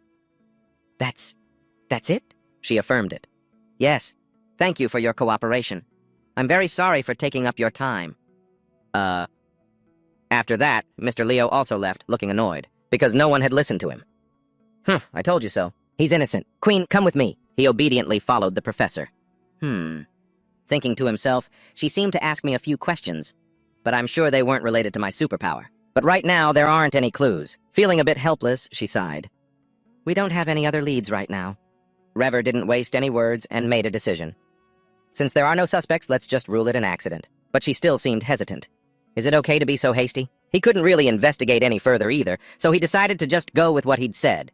Let's just leave it at that. If the higher-ups really want to investigate, they'll send the report back. If I'm too stubborn, I'm worried I'll get mixed up with those people. Queen, sometimes it's really better to be a little oblivious. After class ended, Layla saw that Queen was okay and felt relieved. Oh, thank goodness. Luckily, that person didn't ask too much. It was just an interrogation. No one can lie under her power. I still don't understand why they only asked such a simple question. It's strange now that you mention it. They just confirmed I wasn't the killer and let me go. I'm sure I just knocked the guy out and drank a little bit of his blood. There's no way I could have killed him. Who did it then? That made him wonder. It seemed like she had noticed something, which confused him. What's wrong? Layla pointed ahead, getting his attention. Isn't that your roommate? He followed her gaze. He felt a bit awkward just then. Why is he with those guys? Over here, Mac slung his arm around Peter and asked, You think so too, right? Being a coward, he could only force a smile and reply, yeah, that's right. Ha ha. Worried he was in trouble, he called out from a distance, Peter! He was afraid that group was bullying Peter, so Queen rushed over, wanting to help. They must be threatening him. Wait here for me. But Layla firmly stopped him from going. Wait, look over there. Another one of your good friends is heading over. Just then, Golden, worried Peter was in trouble, approached to help. Peter, are you in any trouble? Seeing him, Peter called out shakily, Golden! Mac suddenly scoffed. Seriously, what's this guy talking about? What trouble could he be in hanging out with us? Right, Peter, my man? Under that pressure, he could only agree. Yeah. He was worried that Peter would get into trouble if he went with this group. So Golden immediately insisted, Peter, let's go have lunch together. But Jelly, like a guard dog, blocked him. Hey, you're really annoying. Can't you see we're already eating together? What's the matter? Is he only allowed to hang out with you? Can't he have other friends? Or what, do you think he's your property or something? Hearing these words, his expression quickly darkened. Mac didn't want to drag it out any longer, so he started pulling him away. Let's go. We're done eating anyway. Let's give the spot to other students who need it. Leave the useless guy to the other useless guy. Veli couldn't resist getting a few jabs in. Why are you so happy helping other people, huh? Ha ha. Golden still tried to stop them, calling out, Peter! But for some reason he insisted on going with them. Golden. It's like they said. I'm going with them willingly. Veli thought this was taking too long and cut in. Don't pay any attention to him. Let's go check out the VR training pods later. As soon as he heard this, he got excited. Oh, that's a great idea. What do you say? You've never tried it before? Peter confirmed it. That's right. I've never been. Just then, Queen ran up, calling out to Golden. Golden was watching them go, his face full of worry. Queen, you saw that, didn't you? I thought Peter was in trouble. But he himself said that wasn't the case. I don't mind him making new friends, but I have a feeling those guys aren't that nice. Queen felt the same way. I have the same feeling. Let's ask him about it tonight when we get back to the dorm. Suddenly, Layla appeared, chiming in with a teasing tone aimed at Golden. Oh, is that so? Layla, I feel like you're still quite bothered by him making new friends. Things are already so awkward and she just has to stir the pot, leaving me with no idea how to handle this. Seeing that his animosity with Layla hadn't subsided, he tried to apologize again. Layla, I know there have been some misunderstandings between us. I truly want to apologize to you. But she turned away, unwilling to listen. There's no need. If you're truly sorry, then keep your distance from me. That's what I want most. Honestly, Golden has been acting too suspiciously lately. So Queen spoke up, offering, Golden, I know you have things you can't easily talk about, but we're friends. If you ever need anything, you can come talk to me anytime. But for some reason, he avoided eye contact and replied, I know, I want to explain things to you guys, but I'm afraid you wouldn't be able to accept it. And with that, Golden left, promising to talk later. Let's do it tonight. We'll wait for Peter to get back, and we'll all talk it out properly. The thought that all the knots could be untangled tonight lifted his spirits. Yeah, see you tonight. Layla, who had overheard, was left speechless. Such deep brotherly love. Are you planning to tell them your secret too? Faced with this question, Queen got a little flustered. That? I'll just cross that bridge when I come to it. But that night, Queen waited until morning, and neither of them came back. They weren't answering their phones or replying to messages. Could something have happened? But even so, he still had to go to class. He had to go to school. If they're still not in class, I'll report it to the military. Just as he arrived at school, he heard an announcement. All first-year cadets please proceed to the auditorium. Hearing the announcement, the cadets gathered noisily in front of the auditorium. Is there some kind of special event in the auditorium? Haven't heard anything about it. Oh well, at least we don't have to go to class. Let's go, let's go. Layla, arriving later, also didn't know what was happening, so she approached Queen to ask, "What's going on in the auditorium?" But it seemed he didn't know either. I have no idea. But Golden and Peter didn't come back last night. I'm worried this might have something to do with them. Seeing how worried he was, she immediately reassured him. Don't overthink it. Let's go over there and see what's happening. Inside the auditorium, they could still hear the chatter of many cadets. What is this? Is there a performance? Who would be performing? Are they going to call up the upperclassmen to perform? Or maybe the officers will put on a show for you. Feels more like we're here to listen to a lecture from the leadership. So what? If the leadership lectures you, it means they think you're important. Don't be ungrateful. Ha ha ha, give me a break. I'd rather be in class than listen to the leadership ramble on. He stepped into the auditorium but didn't see any teachers there. This made Layla a bit anxious. Hey, something's not right. There aren't any teachers here. He too seemed to feel that something was strange. The front was filled with upperclassmen. From the crowd, Queen even spotted Jaylee. Jaylee? Why is he standing with the second-year cadets? Just then the show began. A spotlight hit Mac as he stepped onto the stage to speak. Welcome all of you here today. I have prepared a special activity for everyone. You can look forward to it. As soon as they heard special activity, the cadets started buzzing. He said a special activity. You think he's bringing in a celebrity? No way. Oh, this is a military academy. He paid no mind to the chatter and continued. I believe you all know that this school has always had certain precious systems. These precious systems have been maintained to this day. For a reason. However, some arrogant new cadets want to challenge it.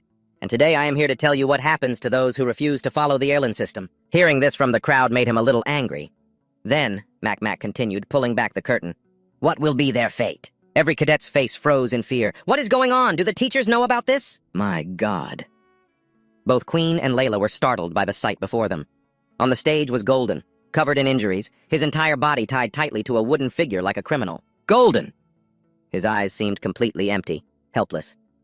Mac, seeing this sight, was incredibly pleased. Ha! He then turned back to the crowd to assure them, don't get the wrong idea. For those who are obedient and listen to me, I am still willing to teach you a few things. Come here. He picked up a beast orb. I think you all know that the war between Earthlings and the Danki tribe had two turning points. One was the large-scale awakening of superpowers, and the other was a technological breakthrough. The integration of beast orbs into weapons. In my hand, I hold a primary-level beast orb. Activating it will unleash its power. The higher the grade of the beast orb used to forge a weapon, the greater the power it will unleash. So today, you will learn how to activate and use these weapons. His sheer insolence made him clench his teeth in anger. How dare he gather everyone in the auditorium and brazenly do something like this? Isn't he afraid the Academy will hold him accountable? Suddenly, a brave cadet raised his hand and spoke up. Sorry to interrupt, but may I ask which teacher authorized you to teach us? Even if that were the case, first-year students shouldn't be learning these things. And what's the deal with that student who's tied up over there? Hearing those questions, Jaylee turned around, annoyed. He then punched the cadet straight in the face and questioned him. You little brat. You should have learned to keep your mouth shut. After the beatdown, Momo asked again, My dear fellow students, any other questions? But it seemed everyone was silent, terrified by the punch he'd just thrown. Seeing how obedient they all were, he couldn't help but praise them. Very good. Momo held up a spirit beast sphere as light quickly gathered inside it. Remember, you all need to focus on this sphere. Imagine it's a part of your body and channel your power into it.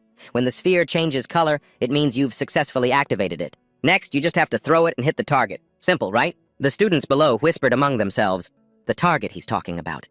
Could it be another student? Another immediately confirmed, it must be. Isn't he openly forcing us to be the villains? Sensing the students had a lot to say, Momo immediately called someone up. You, the girl over there, you demonstrate first. Suddenly being called out, Xiaolin was stunned. Huh? Me? She didn't dare to attack Golden, so she refused. No, I can't. Momo immediately let out a frustrated sigh. Honestly, you only get one chance. If you can't do it, I'll have no other choice. As soon as he finished speaking, he threw the crystal sphere right at Xiaolin. It sent her falling to the ground, coughing up blood in agony. The student next to her cried out her name in worry. Xiaolin!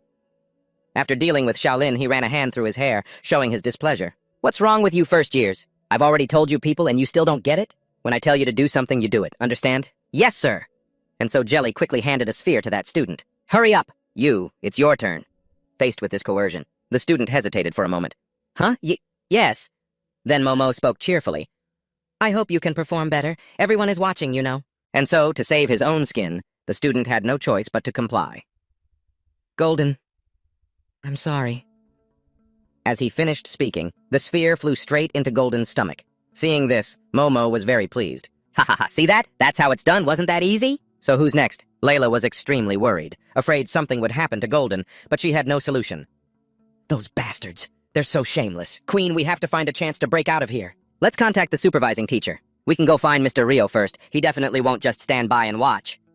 Meanwhile, as Momo was about to pick the next person, he said, if no one volunteers, I'll just pick someone at random, okay? But then, Queen strode forward, leaving Layla bewildered. She tried to stop him. Queen, what are you doing? Hey! Queen walked up, wanting to take a sphere. I'll go first. I want to try. Seeing him volunteer, Momo felt that things were suddenly getting more interesting. You're his dorm roommate, aren't you? This is interesting indeed. Veli told him to give the spirit beast sphere to him. So Jelly, like a loyal dog, handed the sphere over. Yes, sir. Queen took the sphere and gave an incredibly innocent smile.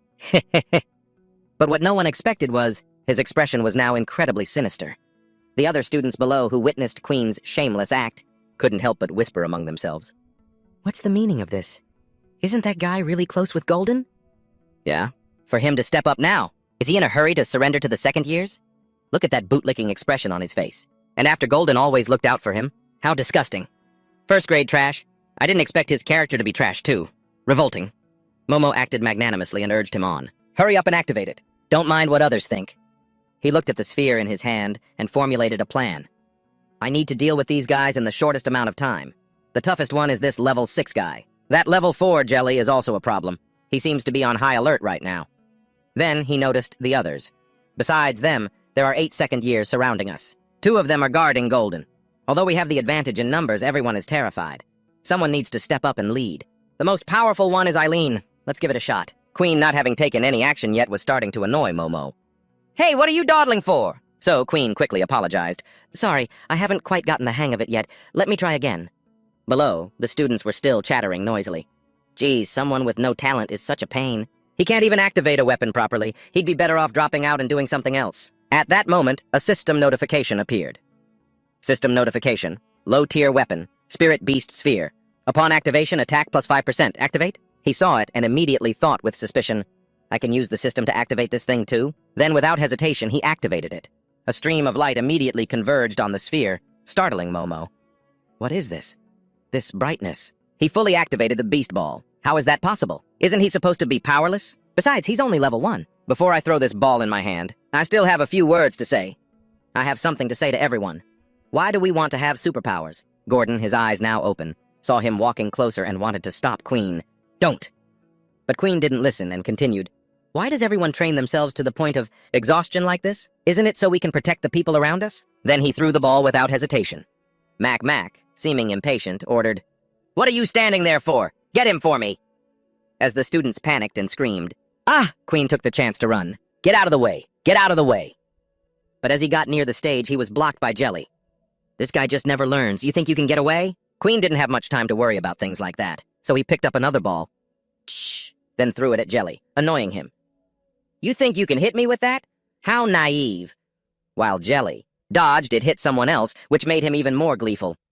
But it hit someone else. Seeing this, he spoke with contempt. The second years are completely useless. Seeing that no one was making a move, Mac shouted, urging on the first years. Everyone get him! Don't let him escape! Faced with these arrogant demands, that student hesitated slightly, but Layla retorted loudly, Why should we listen to you? Just because you know how to use violence against others? So he wasted no more words and was about to attack the students. Fine. If that's how it's going to be, then I won't be holding back anymore. Anyone who disobeys my orders will be attacked. And just as he said, one of them used their water ability to attack the stands. But luckily, it was blocked by a sheet of ice. Here. Ellen stepped forward, taking charge. I didn't want to interfere, but you attacked me first. Seeing their ability blocked made the two of them angry, gritting their teeth. Who is that? All of my attacks were frozen. She didn't waste words and introduced herself. It's Aylin Hiley. As soon as they heard the name, the two of them immediately recognized her. I know her. A level 5 ice-type morph ability. Her attribute counters mine. Then let's team up. After that, the two of them continuously attacked her, but it was all neutralized. The other guy used an earth ability to attack. She can transform water, but what about rocks? Let's see what she does now. You think you can beat all of us by yourself? But what that guy didn't expect was that there were still others. At that moment, 2 arrows flew in, sticking straight into the ground. Layla was no longer competing with her now. Instead, she was ready to fight side by side. She's not alone. Peter, seeing the chaotic situation, could only hide in a corner, trembling, and constantly blaming himself. It's all my fault. It's all my fault. It's all my fault. Earlier, he had followed Mac to the hall, not knowing the conspiracy hidden within. Hey, didn't you say we were going to the VR training room? Why are we at the auditorium? When asked, he just smirked nonchalantly. Yeah, and then revealed everything. Because some guy was following us. I'm talking about you, Gordon. At that moment, Gordon also appeared, but he was surrounded by students. Worried something would happen to Peter, he made a decision. Peter, I'm sorry. I got you involved in this, run. But he wouldn't let him go so easily. Trying to leave? You dared to lay a hand on one of our guys. We have to settle this score with you. Hearing this, Gordon immediately demanded, if you have a problem, take it up with me. Don't touch Peter! This made Peter panic. Gordon! But as he shouted, go! Just go! Go! He was beaten down by those guys. Mac, witnessing this, seemed very pleased. You have no business here anymore. If you don't want to die, shut your mouth. And Peter, seeing Gordon captured because of him, trembled. I'm the one who got Gordon hurt, facing those high-level guys. I don't even have the courage to fight back. I'm such a coward. While he was blaming himself, he heard Queen's shout echo. Over here, you bastard! Queen was outside, fighting Jelly head-on with all his might. So what if you're a high level? You scumbags don't think I'm afraid of you. That confrontation made Peter wonder, why? Why can Queen face those guys directly? And me? Am I just going to be like this forever? Is there nothing I can do? Meanwhile, Queen, after fighting for a while, was drenched in sweat. A level 4 ability user is on a completely different level from the guys before, even though his ability looks ordinary, but in a real fight, he's much stronger than me. So, taking advantage of the moment, he inspected Jelly Brad. Health 25 out of 25. Race, human. Ability, hardening. Blood type, B positive. Whether it's close combat or localized defense, he has almost no weaknesses. Even his long-range attacks are this varied. Is this the difference in our fighting skills? Damn it. If only. If only someone would teach me how to use my abilities. With that wish. Queen was transported into a blood-red space. Huh? What is this? A system with 2 glowing eyes activated. A notification suddenly appeared, leaving Queen completely confused. Request to activate combat training module. Current level, close combat level 1. A combat training module? Why does it always show up right when I'm in the middle of a fight? 2. At the same time, a vampire appeared and spoke, clarifying what he was wondering about. Time in this space does not flow the same as in the outside world. The sudden appearance made him jump. Whoa! The man smiled welcomingly. Welcome to the beginner's hand-to-hand combat course. I don't know how long it's been. If you can see me, that means you have become one of us. But after a moment of observation, Queen noticed a problem. He's not a real person. Is this a projection? So he spoke up, expressing his confusion. You mean a vampire? But the vampire didn't react, simply reciting a pre-programmed script. For the first lesson, I will teach you 2 hand-to-hand combat skills. Seeing the man didn't react to his words left him stunned. Can't he hear me at all? But it's fine. I need to learn some skills right now anyway. The vampire extended his hand. These 2 skills, one for offense and one for defense, complement each other. First is the defensive skill, named Quick Step. After learning it, Queen immediately used the skill in his fight with Jelly. Jelly couldn't land a hit, which confused him.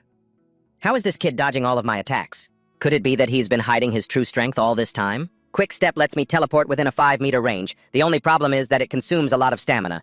In my current state, I can only use it 2 more times at most. Quick Step uses remaining 2. Seeing him dodge so easily, Jelly continued his assault, not forgetting to taunt him. Don't get cocky. With your stamina, let's see how long you can last. Quick Step uses remaining 1. Hearing that Jelly had noticed his weakness, he couldn't help but sigh. He's a sharp one, but this last use will be enough. So Queen seized the opportunity and threw a punch, landing it right in his stomach. But at that exact moment, he managed to use hardening to defend, which made him more arrogant than ever. Ha! I told you just don't learn, do you? Before he could finish his sentence, a wave of pain hit him.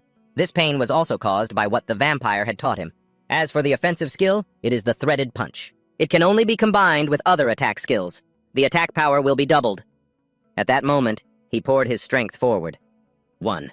Use Bloodblade Pursuit, magnifying the pain several times over. Jelly was sent flying several meters away, leaving all the other students in disbelief. Jelly was defeated. Everyone was shocked by the unexpected sight. Are you crazy? How could a guy with no ability beat Jelly? The system immediately issued a quest. System quest. Defeat Jelly Brad. Random quest. Quest. Reward, 80 experience points. Bonus reward, all stats +1. After defeating him, he felt satisfied. I finally won. But while Queen wasn't paying attention, something attacked him.